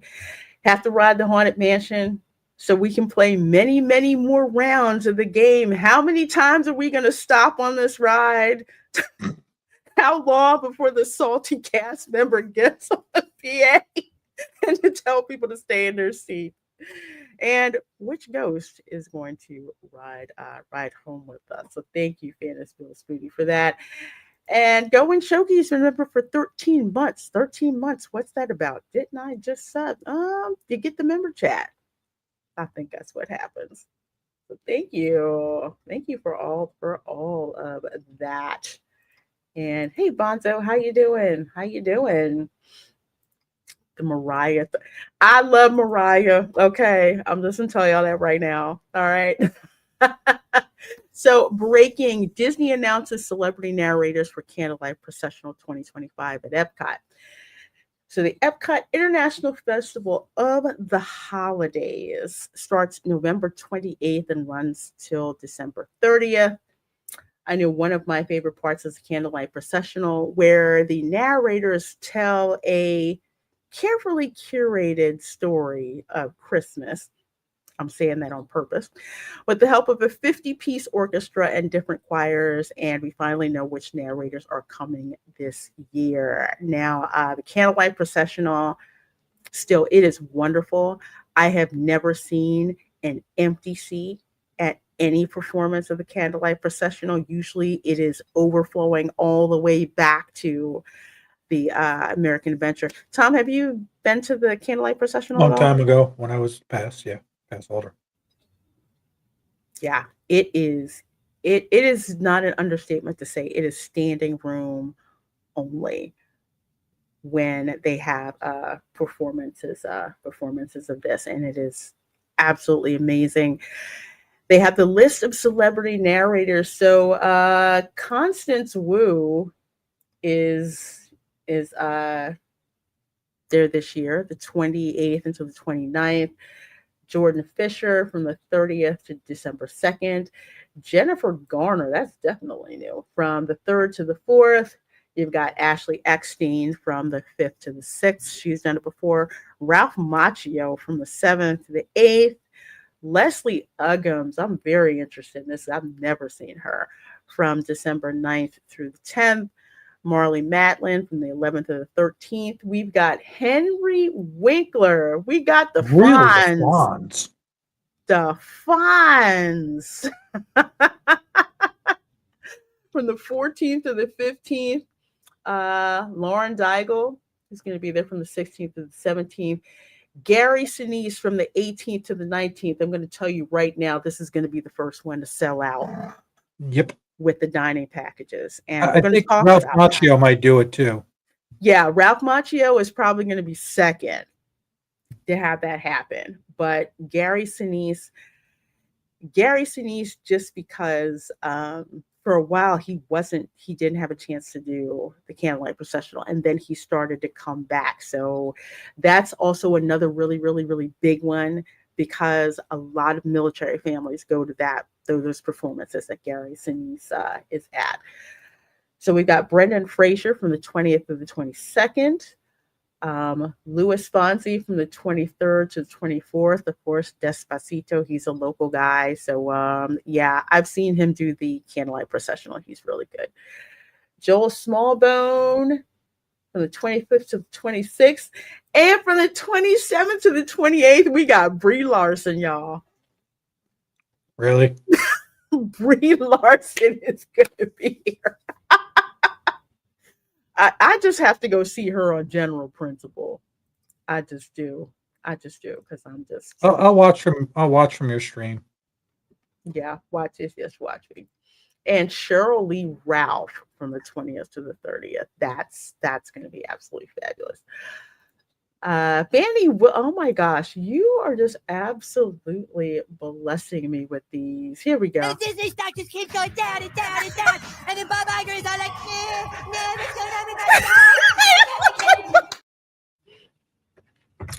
Fanny Willis Booty for another $4.99 says that's when SNL was still good. Yes, it was actually funny. And being black, even my base little sis knows Kimmel is a closeted racist. Yeah, he is suspect. He's very, very, very, very suspect. I'll put it to you like that. So thank you for that super chat. I sure do appreciate it. You guys help keep my little channel chugging and going along. I appreciate the support. Let's see. Okay, so it is an incredible lineup.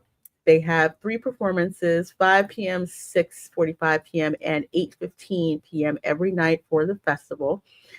The shows can fill up fast depending on who the narrator is. Although I would say regardless of who the narrator is, if you want to do the standby line, I suggest you get in the standby line at least an hour before performance time.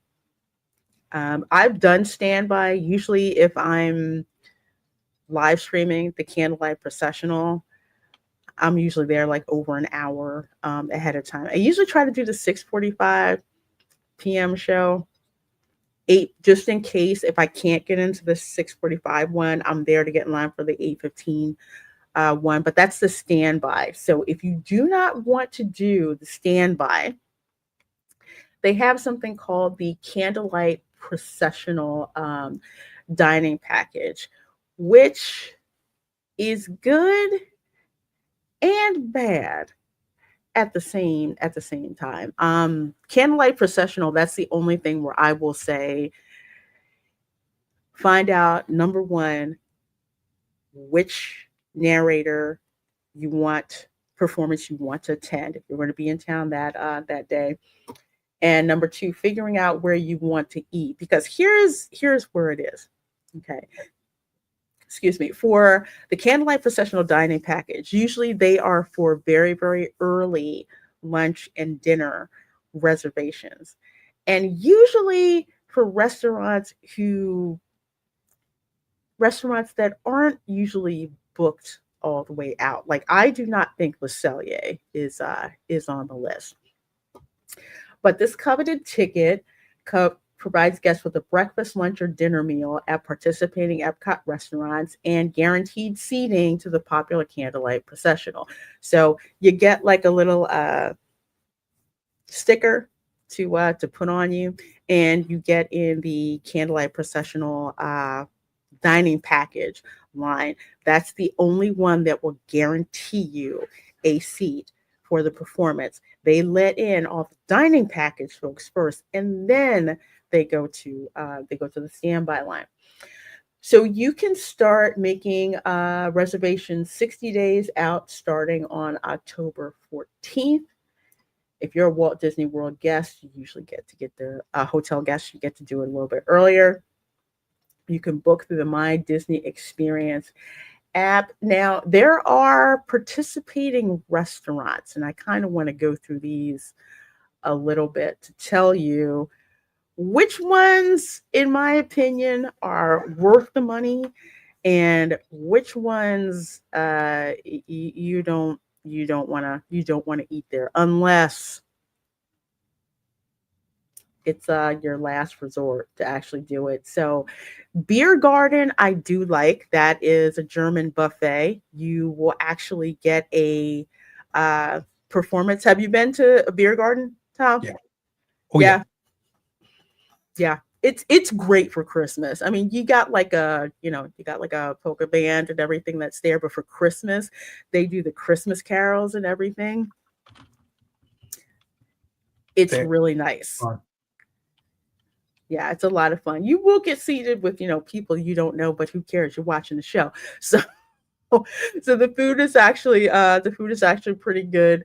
I mean, if you're from the Philadelphia area, none of that stuff is actually going to look different to you because they've got pork schnitzel, all of it, sour batten, cookie, all of that stuff. It's like I'm used to having. I'm getting hungry now. It's so good. It's so good. I love the food in the buffet. I love the performance. You get such a wonderful Christmas vibe. So, beer garden is a good one. Beer garden usually sells out first for the most part. So, if you have the dining plan, it will take one table service credit for that. But I highly recommend the beer garden. Chefs de France, I do not. Chefs de France is not all that great. The sandwich We shop. never went there. Me and Linda talked about it, and we just never. You ain't missing nothing. No, you're really not miss. You're not missing anything. Maybe it's because I'm Creole. I don't know, but I was not outside of beef bourguignon, which I don't think they even had on the menu. It's not all that great. The patisserie and boulangerie, the sandwich shop that's in the back near where the theater is for Beauty and the Beast and Reflections of France and all that. That's where you go. The sandwiches and the desserts there are freaking awesome. Like the croque monsieur, croque madame, egg, ham and egg, Yeah. ham and cheese, the sandwiches and the soups are amazing. That's actually way worth it than Chef de France. I've never been impressed with Chef de France, and I tried it. We did, we did, we tried it. I tried it. Camera girl was not impressed. It was like it just wasn't all that great. Oh, Kit Kat, that is awesome. I would have loved to have heard Dick Van Dyke That would have been cool. there at the Candlelight Processional. Oh my gosh, that's an amazing performance. I love Dick Van Dyke. Oh Lord, watch out for him because he's pushing 100 now and still trying to dance. So love him, love him, love him. Oh, don't get me started on that crepe restaurant, girl and shogi. That crepe restaurant is horrible. It Crepe is crap. Yes, it's a crap crepe. If you go to the Oh, walk-up window, that's the one where you can get the crepes with like the fruit and the whipped cream. That's actually pretty good, but not the crepe restaurant. Crepe restaurant freaking sucks. I'd go to Beer Garden Christmas. I skipped it during my vacation in May, but since I'm not from the Orlando area, I'll definitely check out Frankenmuth, Michigan for Christmas.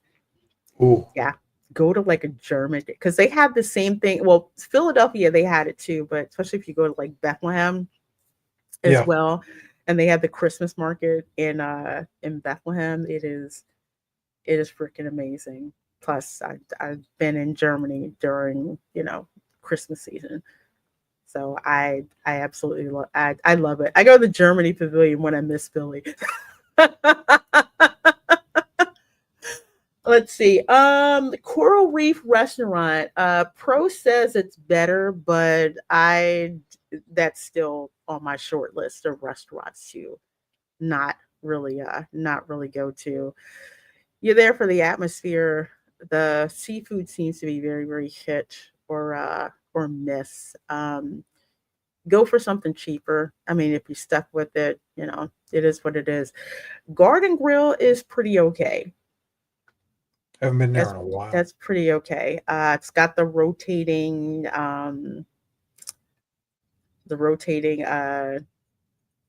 restaurant. Yeah. Also, I think Chip and Dale are there. I haven't heard bad things about Garden Grill. It's good. It's good for what you get. Plus, a lot of the produce that they grow, like there in the land pavilion, they also use at the Garden Grill. So Yeah.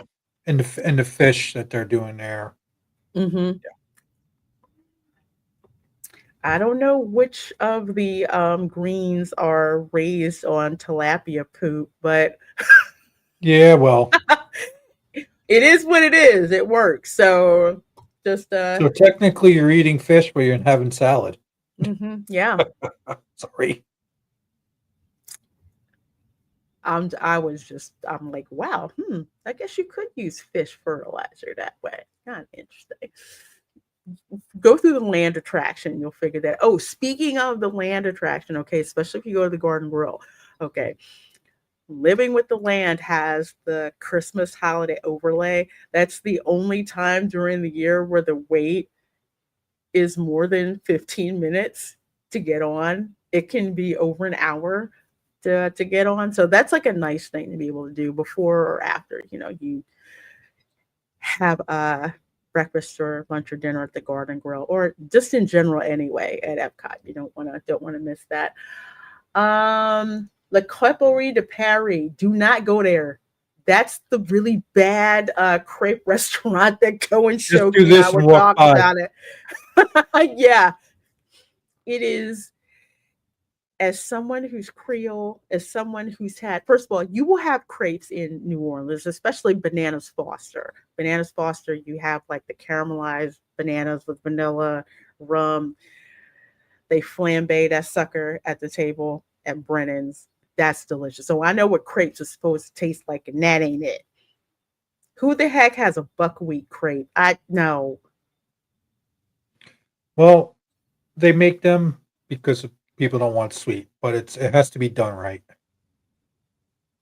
Yeah, and it's not exactly. It felt personal. I was so mad.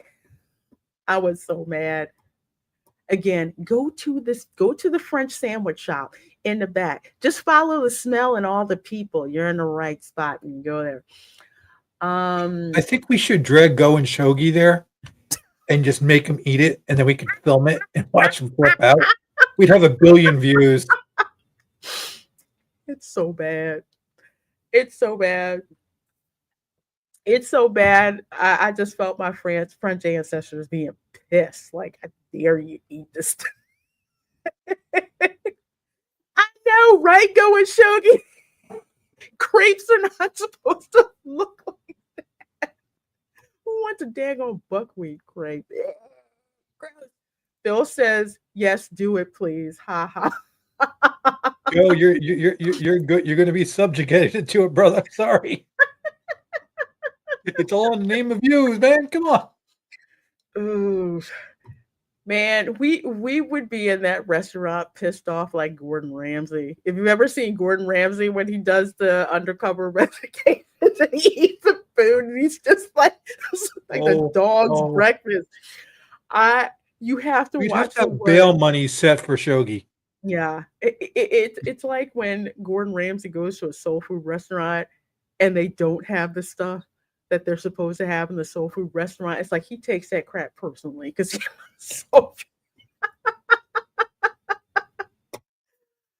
buckwheat crepe. Is that supposed to be like a thin pancake, butter and everything? Well, crepes are like extremely thin pancakes, but they're very, very delicate. They're not as dense as a pancake. They're very flexible, so you can kind of put them with different filling and everything. It's a very light, delicate thing. Pancakes kind of are supposed to basically hit you in the stomach in a good way. Yeah. Crepes do not have the baking powder aloft that pancakes that pancakes have. Yeah, we'd walk in that restaurant pissed off, you know what I'm saying? Hacienda de San Angel. I will recommend that restaurant for real. And here is why. Okay.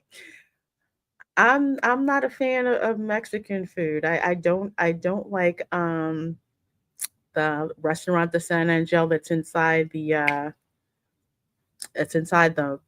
Mayan pyramid. I don't like it. Then Really? I found out that my family basically we were bougie Spaniards, bougie Mexican Spaniards, and hacienda style food is what I like and what I'm used to. So Hacienda de San Angel, that's where you go. They have got seating where you can actually see the freaking fireworks. Now, depending on if you do you're probably not going to see the fireworks for this particular seating, but just to let you know, in case you want to see the fireworks in a really, really great restaurant setting, La Hacienda de San Angel is one you definitely want to do. You can actually get a whole achiote chicken. Like you can get a whole chicken. I think they still have it. A whole chicken at this restaurant. So achiote chicken is like when you have achiote, which is I'll say it's New World saffron because it's cheaper because saffron was so expensive with like garlic and all the spices and everything, and the chicken comes out and it looks like it's red. It's some good stuff. So they have a chote chicken. So My buddy Marino would be there, and he would eat the whole damn chicken and then get another one. it was Tom. That chicken was so good. I'm like, this is a whole chicken. It's like, yeah, it's a whole chicken. So yeah, it's a more refined dining experience. So again, it's more hacienda style food, which is more upscale as opposed to what was it? We'd had Pueblo style food, which is more of like the restaurant the San Angel. No corn tacos anywhere at the Hacienda de San Angel. So you know that's why I love it. That's You don't why like corn tacos, do you? I do not. I do not. Corn tacos are the black eyed peas of Mexican cuisine for me. I can't. I like tortilla chips. Chips. Tortilla chips and pico de gallo, but mm-mm, no. I can't corn tacos. I take personal offense to a corn taco. Yes, saffron is still crazy expensive. It has to be hand picked. Machines can't do it as well. Yeah. So whenever I find saffron at Trader Joe's, I grab it because yeah, it is crazy, crazy expensive. That's what my mom would say. It was saffron was so expensive because first of all, it had to be imported from Spain. So in the New World, found out we can use achote seeds, cook them, or we'll say simmer them in corn oil, and it would have the same effect as saffron. So what I do is I'll make my own achote oil, but I will actually put saffron threads in it as like a finishing touch to it, which makes mine so different, which is why I like it. But yeah, saffron is like gold in cooking. Yes, yes, it is. I grew up on yellow rice. There's so many things that my family would eat. I had no idea that they were similar to a lot of things like in Latino cooking and also French coastal cooking, like southern coast of France, like that. Yeah, Really? yeah, yeah, yeah. Southern coast of like France, Spain, um, well, even the Philippines too, but mostly coastal. So it's like paella. I've had that before. Um, Bouillabaisse, French bouillabaisse is actually the basis of how you make seafood gumbo because the stock is not from fish. The stock is from shellfish. That's two very, very different things. Somebody makes gumbo from a fish stock, throw that back. Oh, Throw it back. It don't even taste right. So yeah, Hacienda de San Angel, that's a good one. Le Cellier is crazily overpriced. I would not go to Le Cellier. I would take that steak dinner money and go to the Yachtsman Steakhouse at the yacht club or go to Mm. Shula's. Le Cellier is way too overpriced. It used to be a good deal, and it's 2 table service credits. That's the other thing. 2 table service credits if you're on the Disney dining plan. If you're paying out of pocket, it's still expensive. I don't think it's really worth it. Again, it used to be. It's a cozy atmosphere, but no, not for not for the money that they want. Um, Go and shogi, I would get kicked out of my house. Mm-mm. I have never seen hard boiled eggs in a gumbo ever. I've seen crawfish. Um, Cajuns like to put okra in their gumbo, which no, that's a no no. I don't. I will not. I will not eat gumbo that has okra in it. But that's a Cajun thing because Cajun cuisine is more country. Creole cuisine is more refined, like the French. So with Creole gumbo, we'll use filet powder, which is powdered sassafras root. Yeah, the same thing you use to make root beer. We'll use that as a thickener as opposed to, oh God, slimy okra. Yeah, yeah, no, thick. Yeah. You don't like fried okra? Fried okra, I'll eat.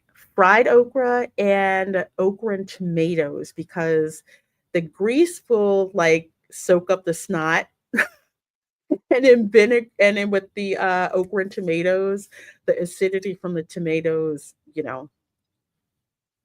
gets rid of the snot on the okra. So yeah, yeah. But regular, just like cooked okra with the slime on it, it's not happening. Why is my sister calling me? I call her back. She knows I'm streaming. Maybe she didn't realize you're live right now. Probably, probably. I'll call you back, Tilly. I promise. I promise. As soon as I get done. Let's see. 9 Dragons. Skip it. Just like Italian food, you can get better Chinese food off property. Um, 9 Dragons.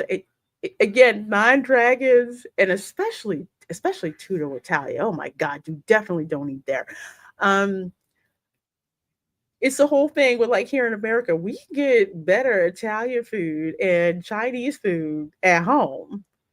It's not Americanized Chinese. Let's put it that way. It's not. I think they've tried to change the menu, but no, no. And I've had like authentic Chinese. Like as much as I can't stand British Columbia, I had some really good authentic Chinese I food used there. to go to Little China, Chinatown in New York City. Yeah. Oh, dang, going shogi, and you right too.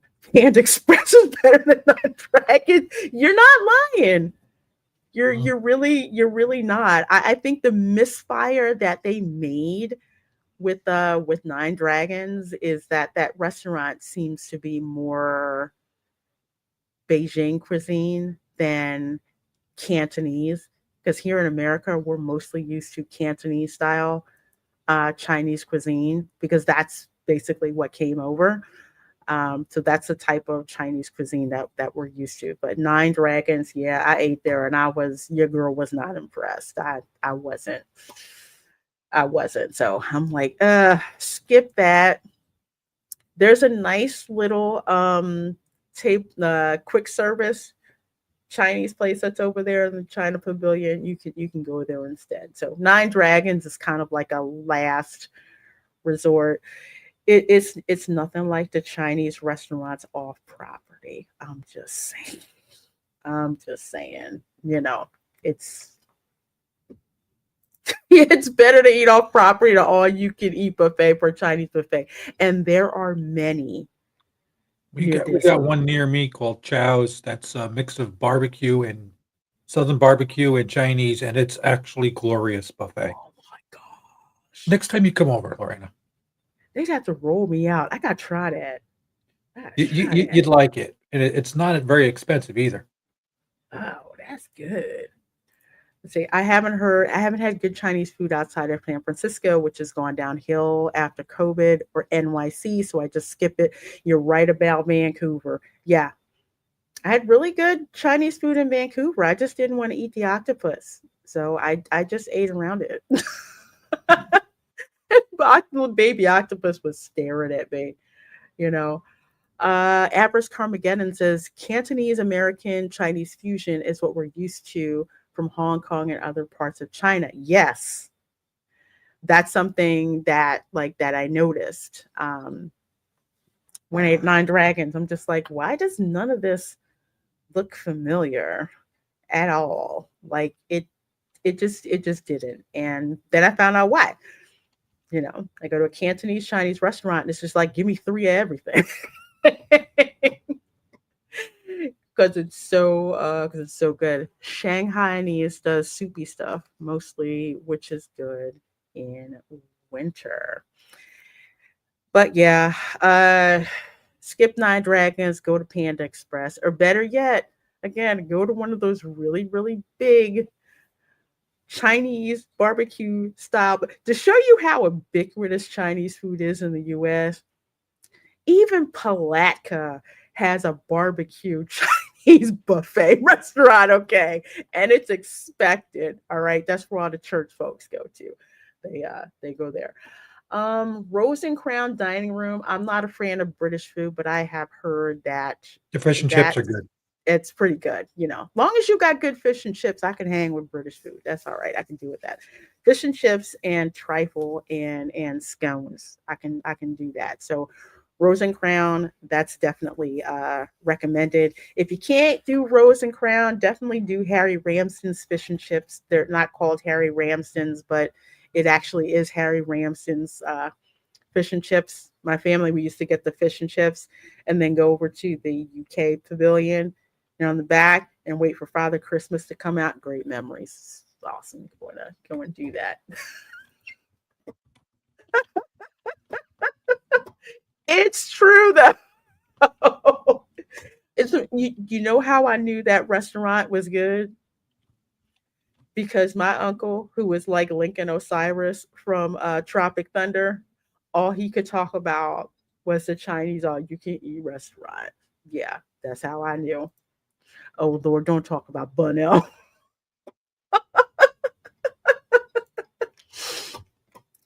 So let's see. Rosencount, Shikisai. That's the new Japanese restaurant, which is very overpriced. Um, I don't like sushi. I definitely don't like sushi enough to pay $100 for at all. Call me gauche, but Teppin Edo rocks. Okay, that's all I'm gonna say. I freaking love Teppin Edo. Yes, it's like Benihana. I don't freaking care. Teppin Edo is awesome. I like Teppin Edo a lot more than I do Shikisai. I guess if you are into sushi, Shikisai is where you want to go.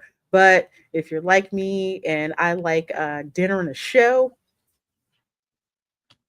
and the smoking onion volcano, yeah, go to Teppin Edo. I've always had a great time at Teppin Edo. And try the sake hito.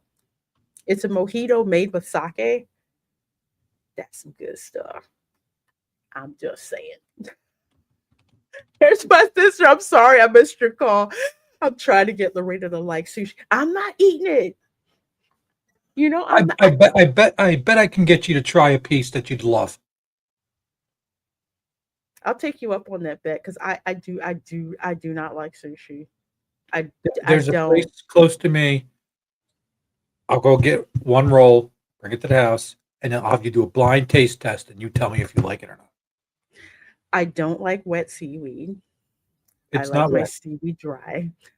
Um, okay. I will give it a try, but the most raw, anything close to raw fish that I'll eat is crab that's been tossed on the grill for like 10 seconds. That's as close as I would get. But my sister loves sushi, and actually Morimoto Asia, because I took her to Morimoto Asia. She liked the sushi at Morimoto Asia.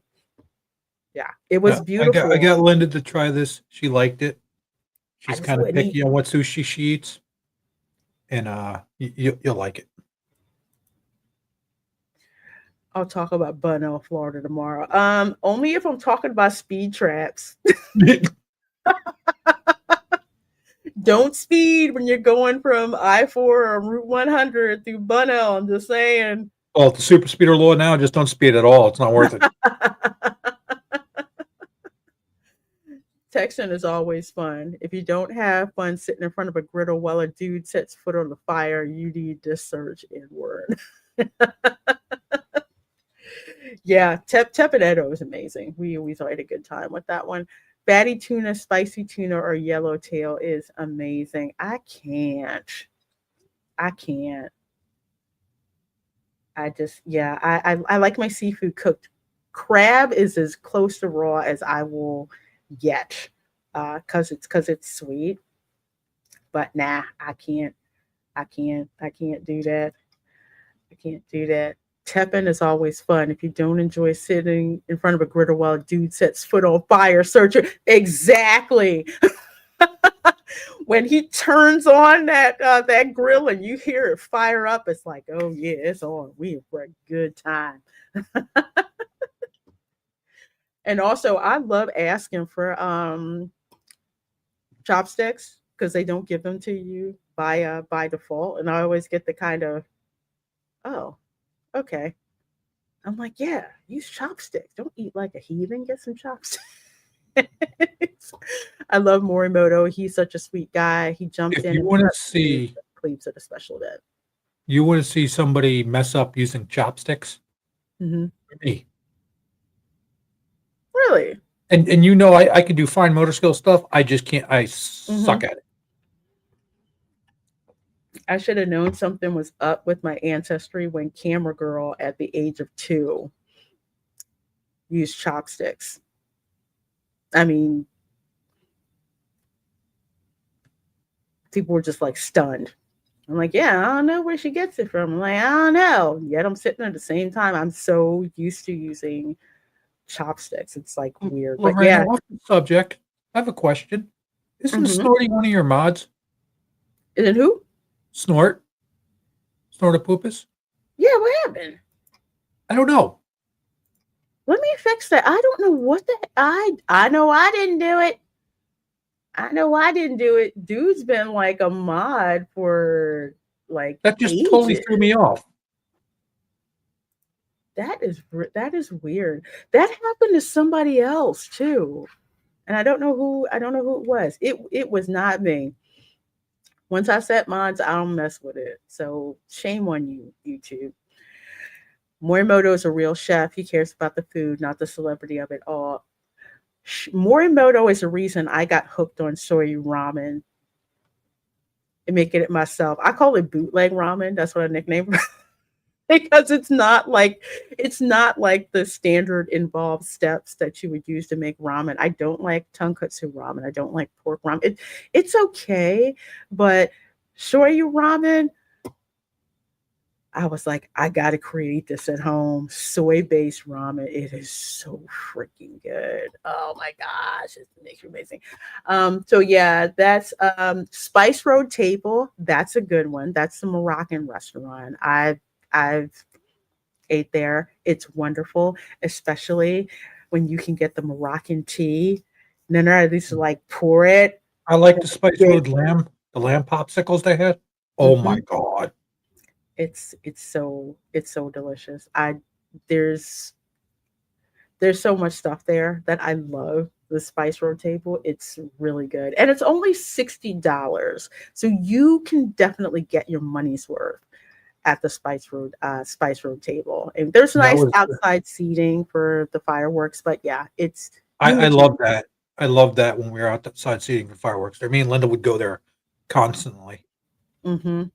Before the dark times, before to Yes. make the reservations. Oh God. Get me started on that one. We'd be in Epcot at least 3 or 4 times a week. I'd go after work. I'd just take her. We'd go for dinner, walk around, have some fun, watch fireworks, and go home. Wow. But yeah, it's great seating. And the food is really good, especially if you miss restaurant Marrakesh. Well, before they started taking the spice out of stuff, I really did not appreciate that. Spice for a table is amazing. I highly recommend it. We talked about Teppan Edo. Yeah, that's it. Yes, it says $110. It's freaking worth it. Okay. It's freaking worth it. Tutto Italia, that's an abomination. Do not go there. Um, I can't even, I never knew what really bad Italian food was outside of the Olive Garden until I went to Tutto Italia. Look, Romano's macaroni grill is better than Tutto Italian. Yes. I can't. Tutto Italia suffers from the same problem that Nine Dragons does, which is why most people when they go, they're just like, no, I get better. I get better Italian food at home. I'd rather be at Italian restaurant Magic Kingdom. What's that one where you go in and it's yeah, like a lady in Tony's a tramp? Town Square restaurant. Yes. Yeah, I'd rather eat there. There's just no flavor. Um, Anytime I've walked by, last time I ate there, I'm pretty sure all my Italian ancestors were cussing this place out because it was horrible. I'm not going to talk about mine because It was horrible. I mean, just no. Again, and even if they say it's it's for Italian, not American taste. I'm sorry, Southern. I think that's also the problem. They don't do Southern Italian. And I think that's it because I can't eat Northern Italian. I'm just no. I'm sorry. It's a waste of my time. I don't like it. I could do both because that's how my ancestry is. Northern Italian, I can't. Northern and Southern. I don't. It's like I don't like it. But Southern Italian all day long, all day long. I will use Southern Italian too. But then again, Southern Italian is more popular in the U.S. It's like hardly any. There's some regional differences, but for the most part, it looks familiar. But Tutto Italia, skip that. I will say Via Napoli is worth it. Most Disney pizza sucks, but the pizza at Via Napoli is actually good. They have three of those ovens, the pizza ovens, and they've got like the artwork on the front of the ovens. They look really cool. You can actually get pizza to go. They have like this fried dough rolled in powdered sugar. I don't freaking know what it's called, but I know it was freaking Fleet. good. Okay. It's called Fleet. I guess that's what it was. Fleet. I couldn't get enough of it. Sometimes they'll have a filling, sometimes it won't. Okay. This one it didn't have a filling. It's so like it's almost like a Zepla, but it's not. I just know it was fried and it just with the powder, it tasted so good. My mom would call it Fleet.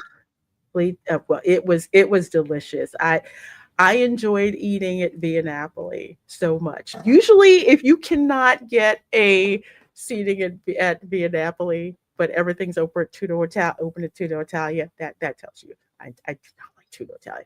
I love Via Napoli. Even inside the restaurant is gorgeous over at Via Napoli.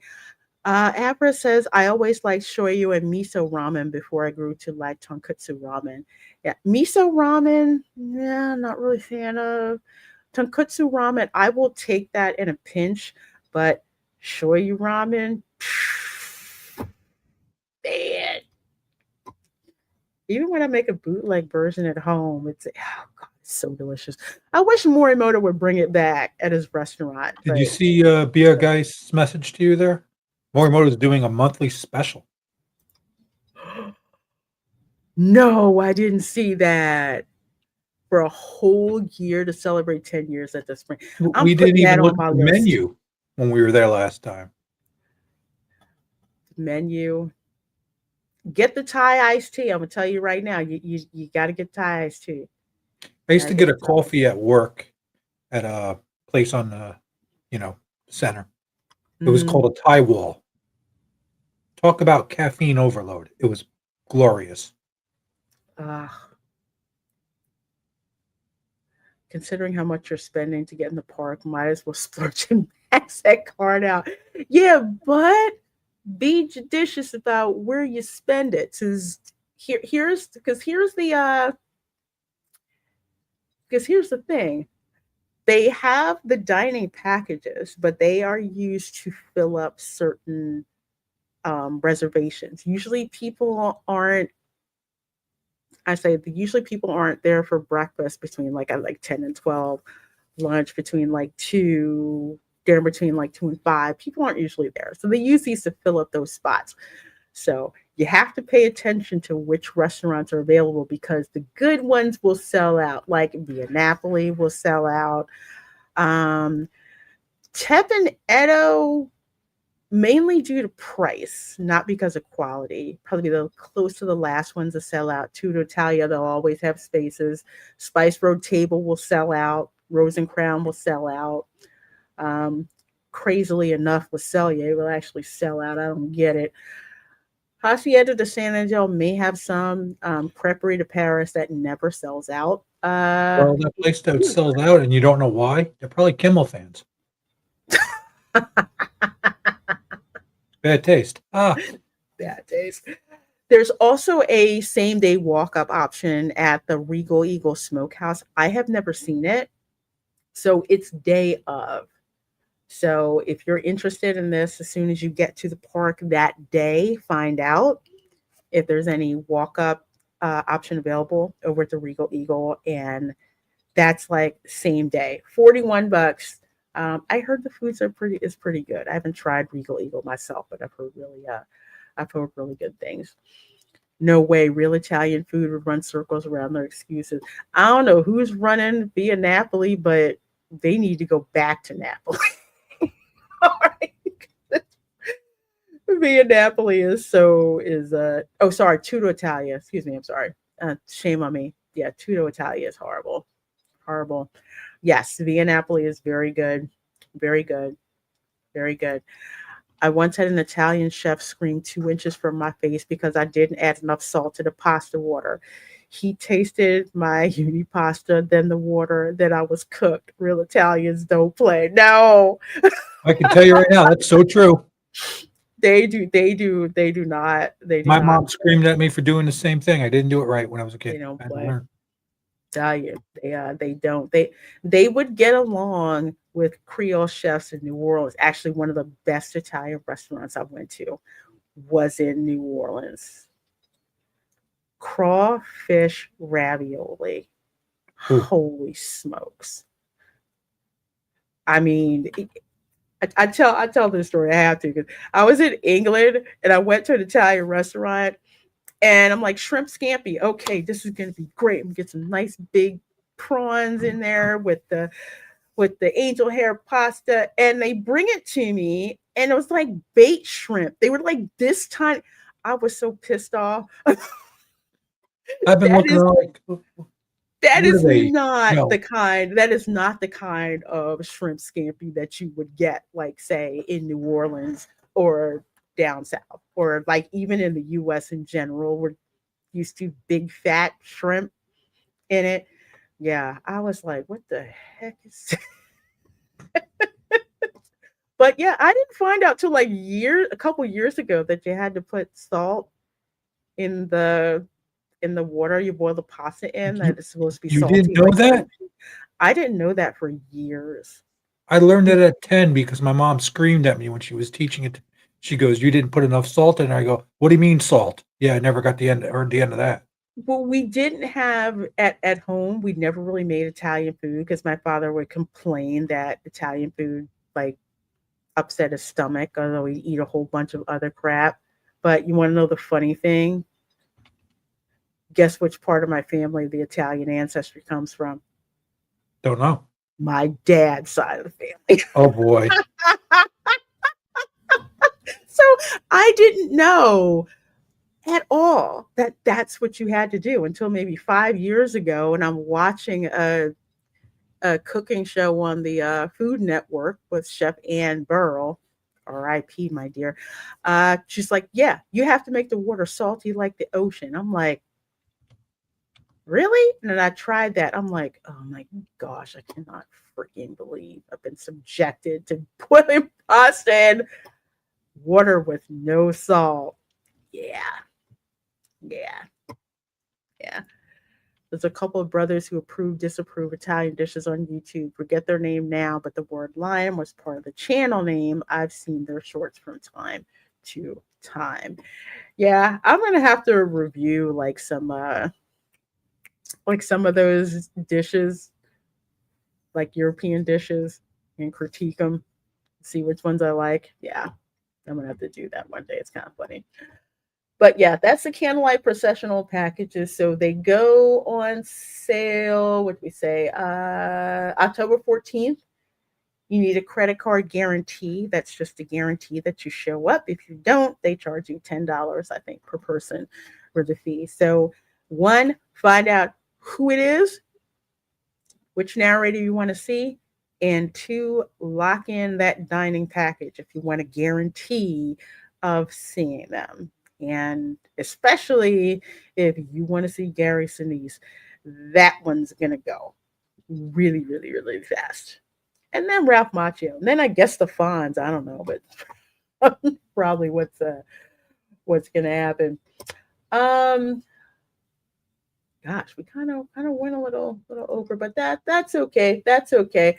We'll go through this really, really, really, really quick. First of all, oh my gosh, 395 of you guys watching between YouTube and X. I wholeheartedly appreciate that. Folks, please do make sure that you subscribe to Tom. Make sure you subscribe to Erica. Make sure you subscribe to me. I'll have those links in the description box at the end of the video. Well, Tom and Linda and I went to Disney Springs on Thursday. Kind of check out some of the food offerings, especially at Jock Lindsay's, because remember we were looking at the foodie guide and they had like the mummy hot dogs, I think. Oh yeah. Is what they were. But yeah, at Disney Springs, they have Halloween offerings from the 19th through October 31st. So you do not have to go to Mickey's Not So Scary Halloween Party. You can go to Disney Springs, free to park, and they have plenty of offerings for Halloween. So we kind of tried a couple of things. And remind me what this drink was. This was. This what I know. Linda. I keep calling it the green drink. Linda, you're in the chat. What was the name of that? I forgot it. Because it looked really good. I think it had blue curacao, two kinds of rum and blue curacao in it. So let's see what she says. And it looked absolutely delicious. Linda was definitely enjoying. This is like the first thing I saw when I sat down at the table. I'm like, oh, what's that drink? I think it was was it $14.95 or something like that? Yeah. Let me see if I can find the I think so. Yeah, this was at Jock Lindsay's Hangar Bar. It's walk up. There's no reservations, and I want to say the whole place is decorated like Halloween from the 1930s. So you're going to see a lot of like throwback Halloween art. It's decorated inside, also decorated outside on the deck. That same deck where Tom and I were discussing just how that heist happened. Yep. Oh, she says scarab or something. Okay, Scarab something, yeah. Okay. It was a very, very very good drink. And yeah, Linda was definitely enjoying it. Yeah, Brendan will be he will be popular too. Yeah, definitely. So yeah, that's a scarab drink. I think that was $14.95. Two kinds of rum, blue curacao, and something else. I think that was in it. So that was I took a sip of that. That was good. And I'm like, yeah, it's too good because I'd be down in those things. It'd be very bad. Let's see. So that's where we were at Jock Lindsay's Hangar Bars. You see some of the Halloween decorations they got there, which looks really cool. I like the atmosphere there. Abra says it sounds like a blue Hawaii. Yeah, it kind of does.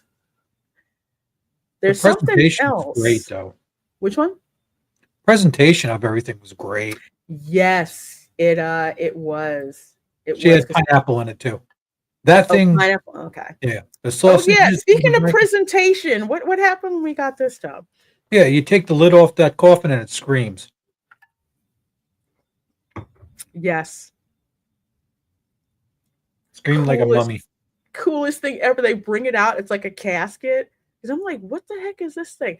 And then they take the top off, and you hear the screaming. Yeah, because we ordered before you got there. I ordered the appetizer. You were there a couple minutes after us. Mm-hmm. So that's why I ordered it, and they came, and you were like, "What the heck is that?" Yeah, that look. So yeah, these are the little mummies and the little sausages. And the sauce going shogi was pomegranate mustard, which is very interesting. It didn't taste good. fruity. It didn't taste mustardy. It was an interesting combination. I didn't love it. I didn't hate it. It was okay. It was okay. I guess when I thought pomegranate, I would have thought it would have been a little bit sweeter, but it wasn't. So instead of your like bog standard mustard or even I guess stone ground mustard, they mix it with pomegranate. So that was interesting. Yeah. It was a good taste. The hot dogs, they were good. Yeah, they were sausage. They were actually sausage. Oh, it did sausage Yeah. and then like I want to call it uh it's not biscuit dough. I want to say it's like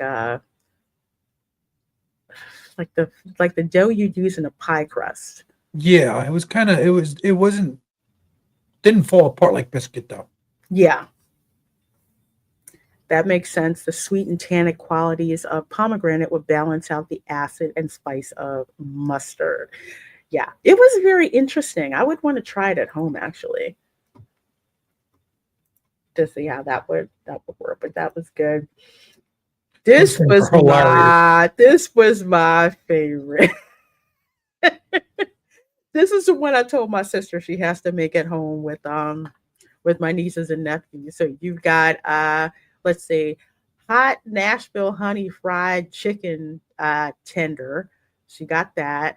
You've got, let's see, cheddar spice biscuit sliced in half.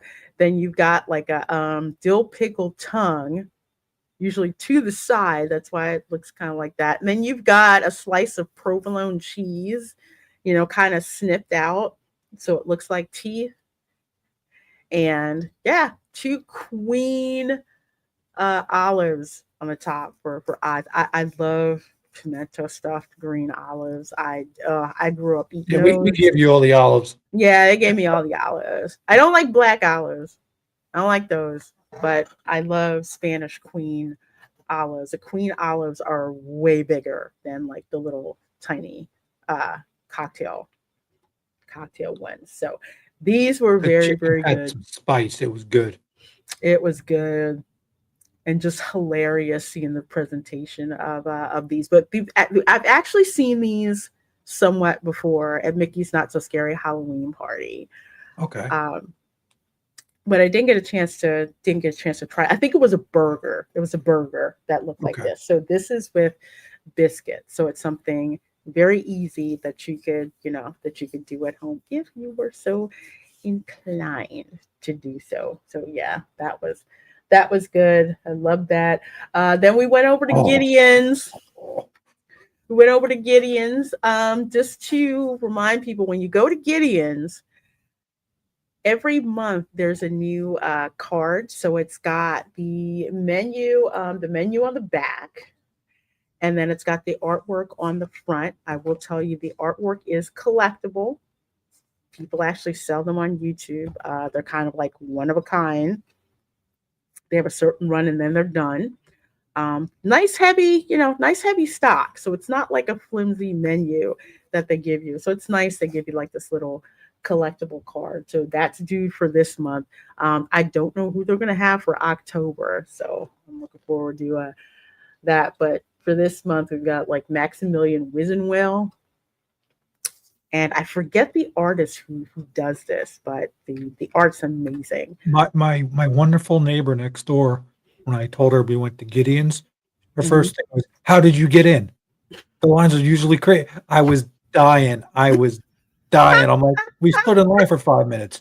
What? Yeah, 5 minutes. No. They Yeah, didn't take us long, but but we went on a Thursday. So here's my rule of thumb. If the line for Gideon's is wrapped way behind Morimoto Asia, you want to get a virtual queue reservation because because inside it's not a whole lot of space inside. So that's kind of like why they have to control it. But trust me, when you walk inside, it is well, first of all, you probably want to have an insulin shot as soon as they open the door because you can smell all of the cake I and have a funny story about the cookies on that after we devoured those cookies when we got home. oh yeah? My sugar did not spike instantly like I was planning. Really? It it was totally different. They must use some really good quality crap because I didn't get like that high fructose corn syrup freaking Mhm. instant rush. It broke They down a lot better than I thought. yeah, they do. Actually with Gideon's, they don't use as much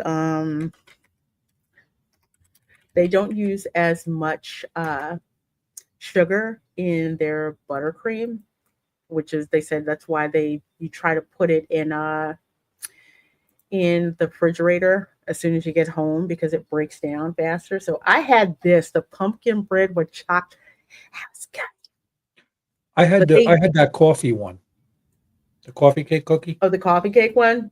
Yeah, the one that was the daily one for the morning. Yeah. Mm-hmm. Yeah, they use really high quality ingredients with all their stuff. It's 100% handmade. The cookies and cakes take over 24 hours to prepare.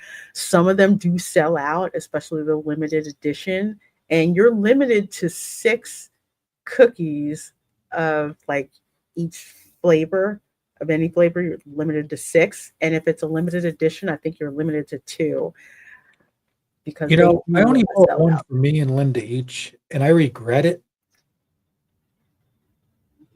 I should have bought more. Mm-hmm.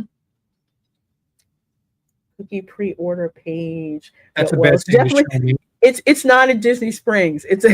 It's at another location. It's not the Disney Springs Okay, I was Disney just like, say Springs what? location. Yeah, they don't. So like this is like what they have. They always have their standard cookies and then they have like the limited edition cookies that they have. Like they also have cookie bites. They have those there too. Um, I'm just waiting for the Bride of Frankenstein cookie and the Bride of Frankenstein cake, which they'll have next month. They usually have that, and then they have the Frankenstein cake. Like the Frankenstein cake is dark chocolate with like M&Ms, and yes, wait till you see it. We every year it's like October I get the stuff, and then for Christmas they have the Krampus cake and Krampus cookies, and then they have the Kris Kringle cake and Kringle cookies. Yeah, the Kris Kringle cookies has like sparkly, shimmery sugar. Well, unfortunately, since we've been in there, I'm pretty sure Linda's going to make sure that becomes a stop when we go to the Springs. Because her comment that chocolate chip cookie was the bomb, huge. That's code for we're going again. I was told literally while we were there, camera girl says, "Yeah, get me a cookies and cream cookie." Oh, and of course, the cold brew. The cold brew is amazing. Cold brew was awesome. Yeah, I had the pumpkin chai cold brew, which was absolutely delicious. So they usually have the specialty cold brew, and then they have their standard cold brews, like their nitro cold brew, peanut butter cookie, butterscotch, I had French the toast, butterscotch and one. crashes. Yeah, you really like the butterscotch one. Oh, I'd go. Listen, if it was closer, most likely I'd just be in line and get one of those. They are really good. I mean, I didn't think the cold brew would be that good, but they were. But yeah, gotta try those cookies, cake, and cold brew. And then if you is it better than Joffrey's? That one, yeah. Yes, that one Especially is one. yes. The one at Joffrey's, I like it's refreshing, but it's not a handcrafted one. It's good to get you going. I mean, I will not turn down a Joffrey's cold brew, but Gideon's cold brew is next level. I wouldn't turn down shaken Jamaican cold brew ever because I love it, but the spice just, oh my gosh. Linda says a close tie. I kind of agree. Yeah, it is a close tie. It depends on like what you're in the mood for. It It's depends just, on the cold brew. Which if you want a dessert cold brew or just something to grab and go. That's exactly it. You know, a dessert cold brew like what I had at Gideon's. That's like okay, that was just decadent in any way, shape, or form. To me, a regular cold brew is okay. This is going to get me going. It tastes great. It's less acidy, and let's go. Mm-hmm. Nitro cold bowl, same way. But I want to try a regular one from Gideon's and see how it is without being, Mm-hmm. and then compare them. Would that be a good thing to do? Get a Joffrey's and a Gideon's and see how they compare side to Yeah. side. Because Joffrey's is right down around the Yep. corner where Hit you can get Gideon's it. first. Hit Yeah. the cold brew, a regular cold brew there. And then go down here to Stop at Joffrey's. Joffrey's, get one, set up a blind taste test, and we'll just do it with a blindfold on. Yeah. You can get a chai latte with Kahlua. You can get a Joffrey's espresso martini with Grey Goose vodka and Kahlua and cream. Oh my gosh. sig- iced tea and signature frozen lemonade topped with Grey Goose vodka. Yeah, so Gideon's is right down around the corner. So you can go and pick up stuff from Gideon's. This is Erin McKenna's bakery. That was good too. Yeah, I remember we were talking about it on the channel. I think it was last week or the week before last week about this new bakery that it opened. So yeah, this is Erin McKenna's bakery, right down there next to the Chapel Hats, which is next to I next should to have bought that leather Joffrey's. hat. That hat was awesome. It looked good on you. But yeah, they have cinnamon roll cupcakes. Cinnamon rolls, cupcakes, cookies, cookie sandwiches, pineapple upside down That cake. vanilla donut was awesome. I was shocked. Yeah, I'm not a vegan person at all, but usually when it comes to baked goods, the vegan goods are actually pretty good. They even have a Tres Leches cake. This is vegan free, so it's made with they have, I think it's almond milk, oat milk, and there's another one that I'm missing. But it's vegan, so it's not like the classic Tres Leches. I'm lactose intolerant, so that's why I can't touch a Tres Leches cake unless somebody makes it lactose free. So which I do, but it looked good. It comes in like a nice little square thing. Pick it up to go and pick it up. Here's like banana tea cake, lemon tea cake, everything bagel, Mexican wedding cookies. This apple upside down cake looks so good. And on the bottom is like a dark chocolate crumb cake that they have. And that's just the stuff that's up top. And then here you get in the case. They've got, so you guys got the vanilla cupcake. Linda got the vanilla cupcake. She got a vanilla cupcake. I got a vanilla donut. And they gave her the cupcake in a little Chinese takeout box. It was hilarious. I like that because it did, because the cake wouldn't move around. The cupcake wouldn't move around and get smushed and everything. But yeah, that was cute. That was in a little takeout thing. They've got, let's see, cake pops, hostess cakes. There's a Cookie Monster cupcake right down there. I like that That one. was funny. That was cute. Yeah, that vanilla cake she got was right next to it, right there. Mm-hmm. Yeah, right there. That's a Tres Leches bar. That's I up thought there. about that. I really thought about that. And when she's like, "Oh, you need a spoon to eat it," I'm like, "That will make the trip home. I can't. I just can't. I No. can't." Nah. For people who don't know, Tres Leches cake basically it's a sponge cake, but you mix like three milks, and it's Tres Leches. I think it's uh sweetened condensed milk, whole milk, and I think it's goat milk, I But I think. think she did. They made it differently because they don't use those in the vegan stuff. No, they use oat milk. I think it's oat milk, almond milk, and I think soy. Was it soy? I think it's soy milk too. So they use those to make it vegan, which is great. Again, if you're lactose intolerant, it's perfect. So they have pumpkin pie down there. That's a thin mint cookie. Believe it or not, there's like chocolate cookie thins and mint on the inside, and they got whoopie pies and their own hostess cupcakes. I have to try that caramel cinnamon cupcake because I didn't get that last time. That looks so darn good. Yeah, I had to get another picture of this one. That's cookie She milk. said rice Oh, milk. rice milk. Thank you. Thank you. I knew it was something. It was a different vegan milk.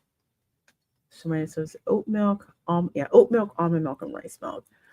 Presentation is everything. Having empty space means you don't care enough to refill. I didn't take that from that place. Hmm. I didn't take that from that place there. Some of them sell out like sprinkles. Yeah. They sell out. Then again, I've never really seen anything empty. Really, well, no, sorry, the cake case. I've seen that go empty. Usually by the end of the night, where it's like if you're lucky, we might get it. Oh yeah, and we had to take a picture of paddlefish. Okay, Yep. this is where the James Bondish esque heist happened. We're going to talk about that on Sunday's show because That was hilarious. Oh God.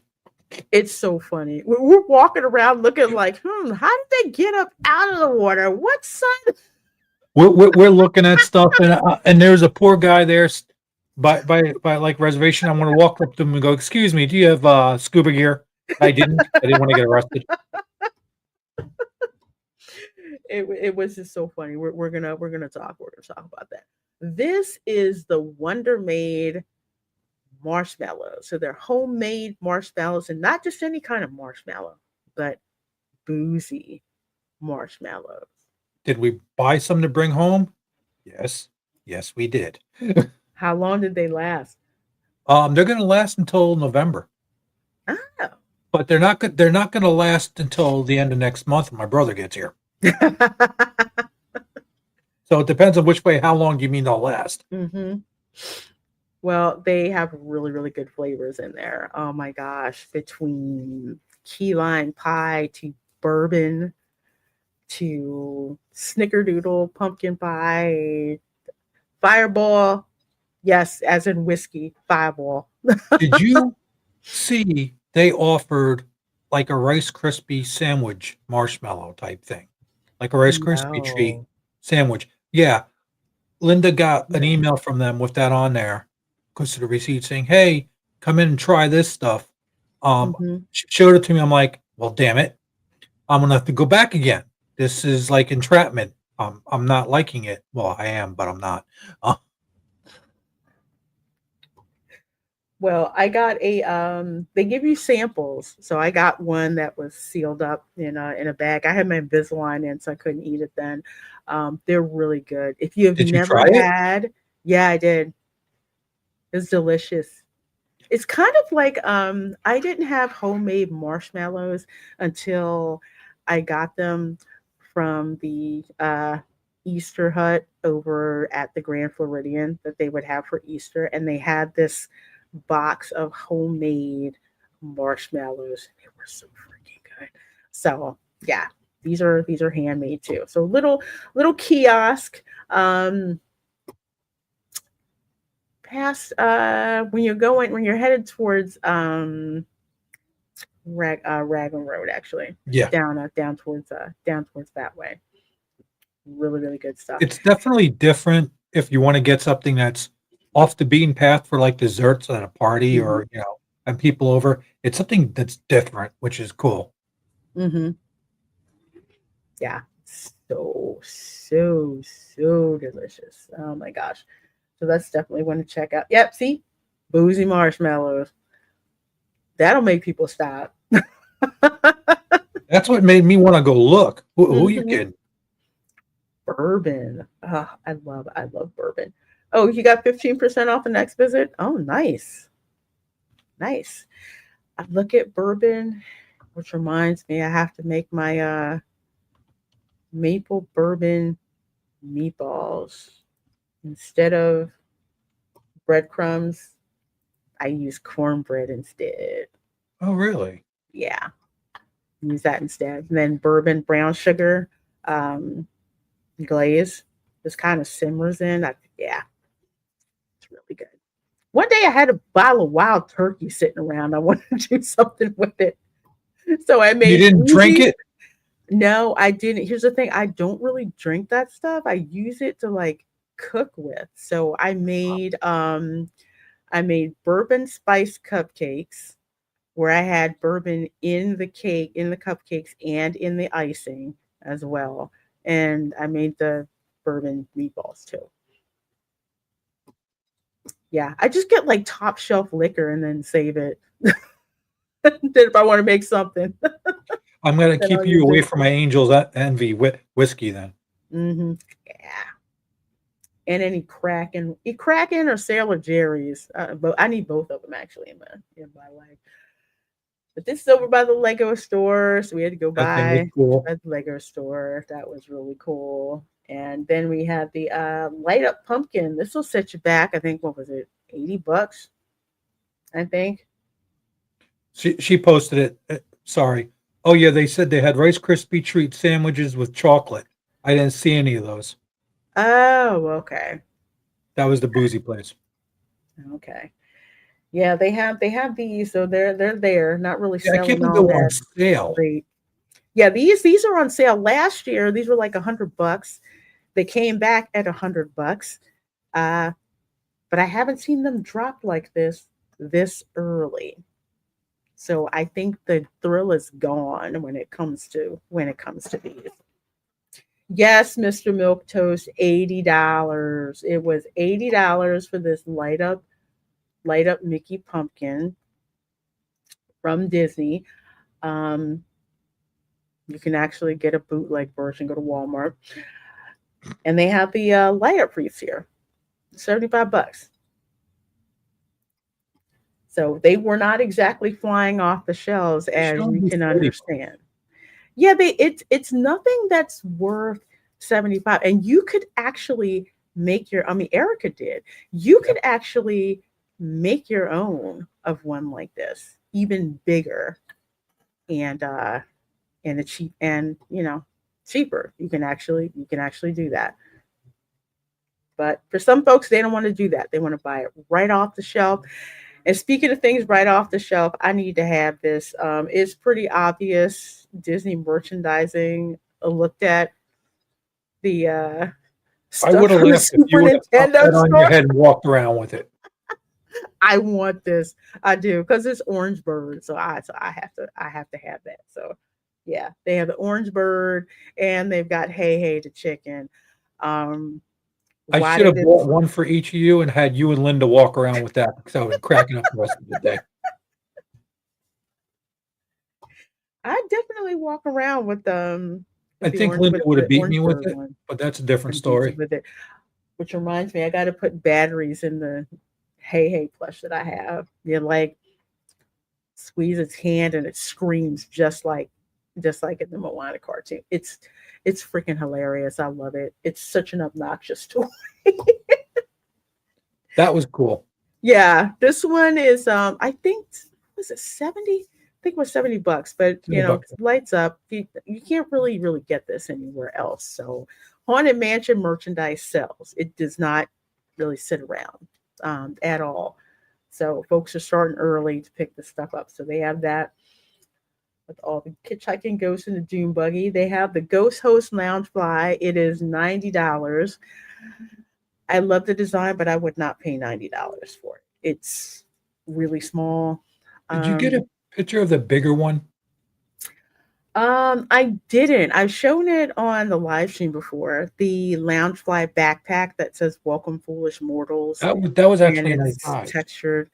Yeah, that one is actually worth the money. I think it's like $90. It's got a lot of space in it. I definitely prefer that one. They have that one. They also have one with like the Mickey treats on it. They have a couple of versions of that one. It's like a square backpack. Although I kind of want the Loungefly tote bag, but I have to get that from Box Lunch instead. I got one for my sister. Hers has the Disney villains on it. So it's like a tote bag, but it's got straps on it so you can use it as a backpack too. So it's lots of room and like about $90. So when you see the Loungeflies at the parks, they're mostly just for show. Price to value, I wouldn't pay for it. They used to be cheaper than this. So I mean, it's a cool design. I like it, but then again, it's a Disney park, so they've decreased the size of the bag and increased the price over the years. If you look at the Disney parks Loungeflies from like maybe 3-4 years ago, definitely more space.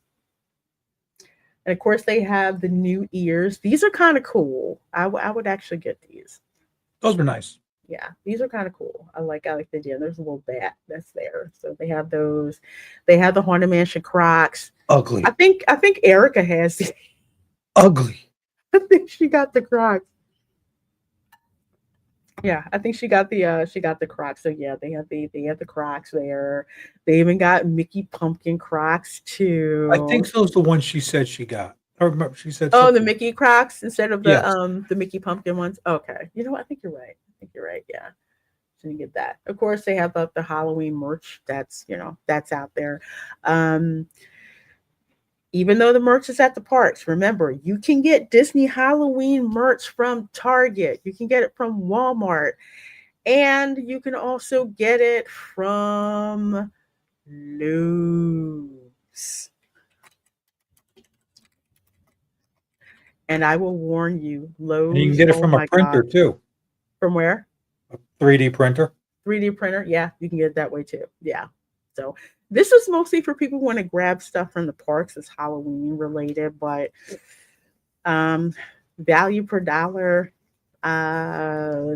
Just be careful. A lot of that stuff is you can get at other places, but some things people wanna get. Oh, although I will say the fall jersey that they have, that was nice. It's really cool. It's got the Mickey Pumpkin on the front, and on the back it has 71 for 1971. So that was pretty cool. You have to hunt and pack, to find out something that you can't get from anywhere else when you're there. Some people just have the budget to buy what they want. Oh, Summer House. So we went by the Summer House too.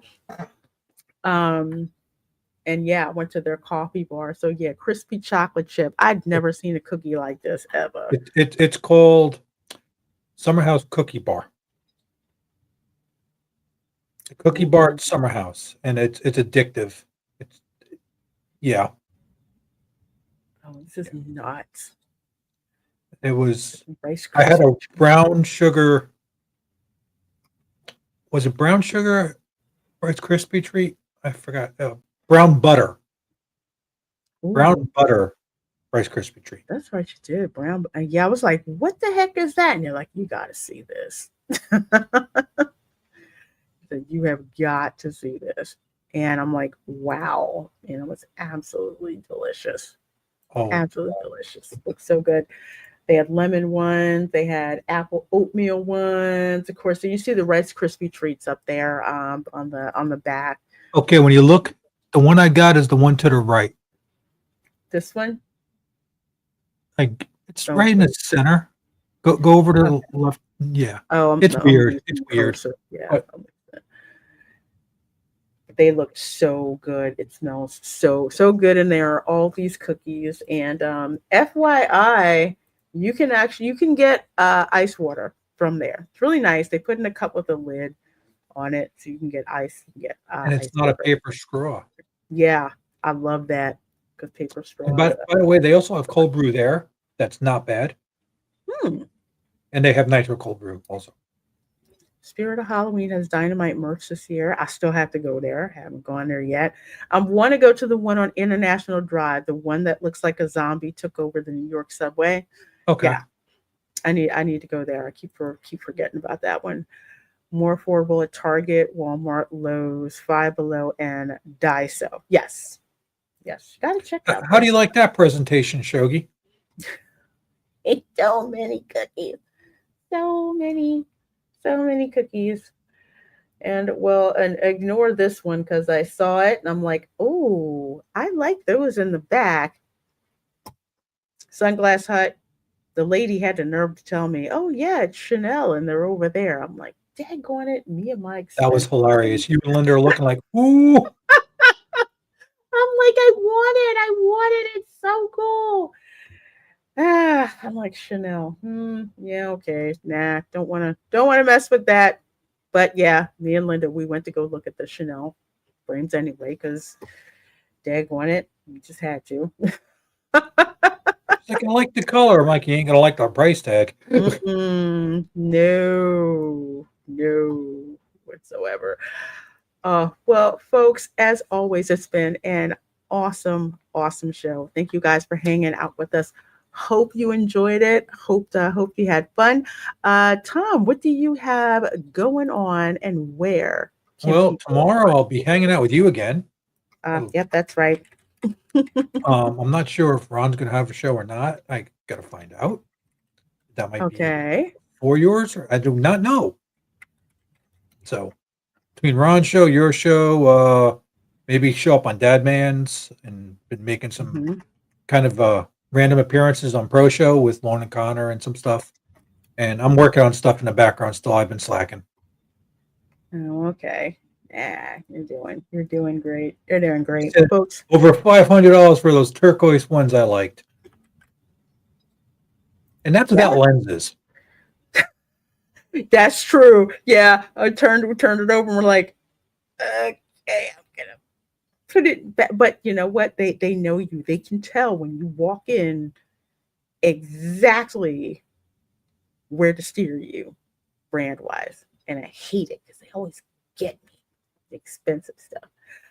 I want the animated Chewbacca, Christmas Chewbacca from Home Depot. Home Depot is a trap. It's a trap. Man, if you have $5,000, you can have animatronics like Disney worthy. Actually, probably better than Disney with some of them. But yeah, it's insane. It's absolutely insane. Well, folks, as for your girl, let's see, tomorrow. Well, no, tonight, 8 p.m. Eastern, watch party for the movie Scream. We're going to be watching that along with Retro Nerd Girl. I cannot wait. I haven't seen Scream in I don't know how long. After Scream, that kind of went in the toilet with the subsequent ones. But yeah, watching Scream.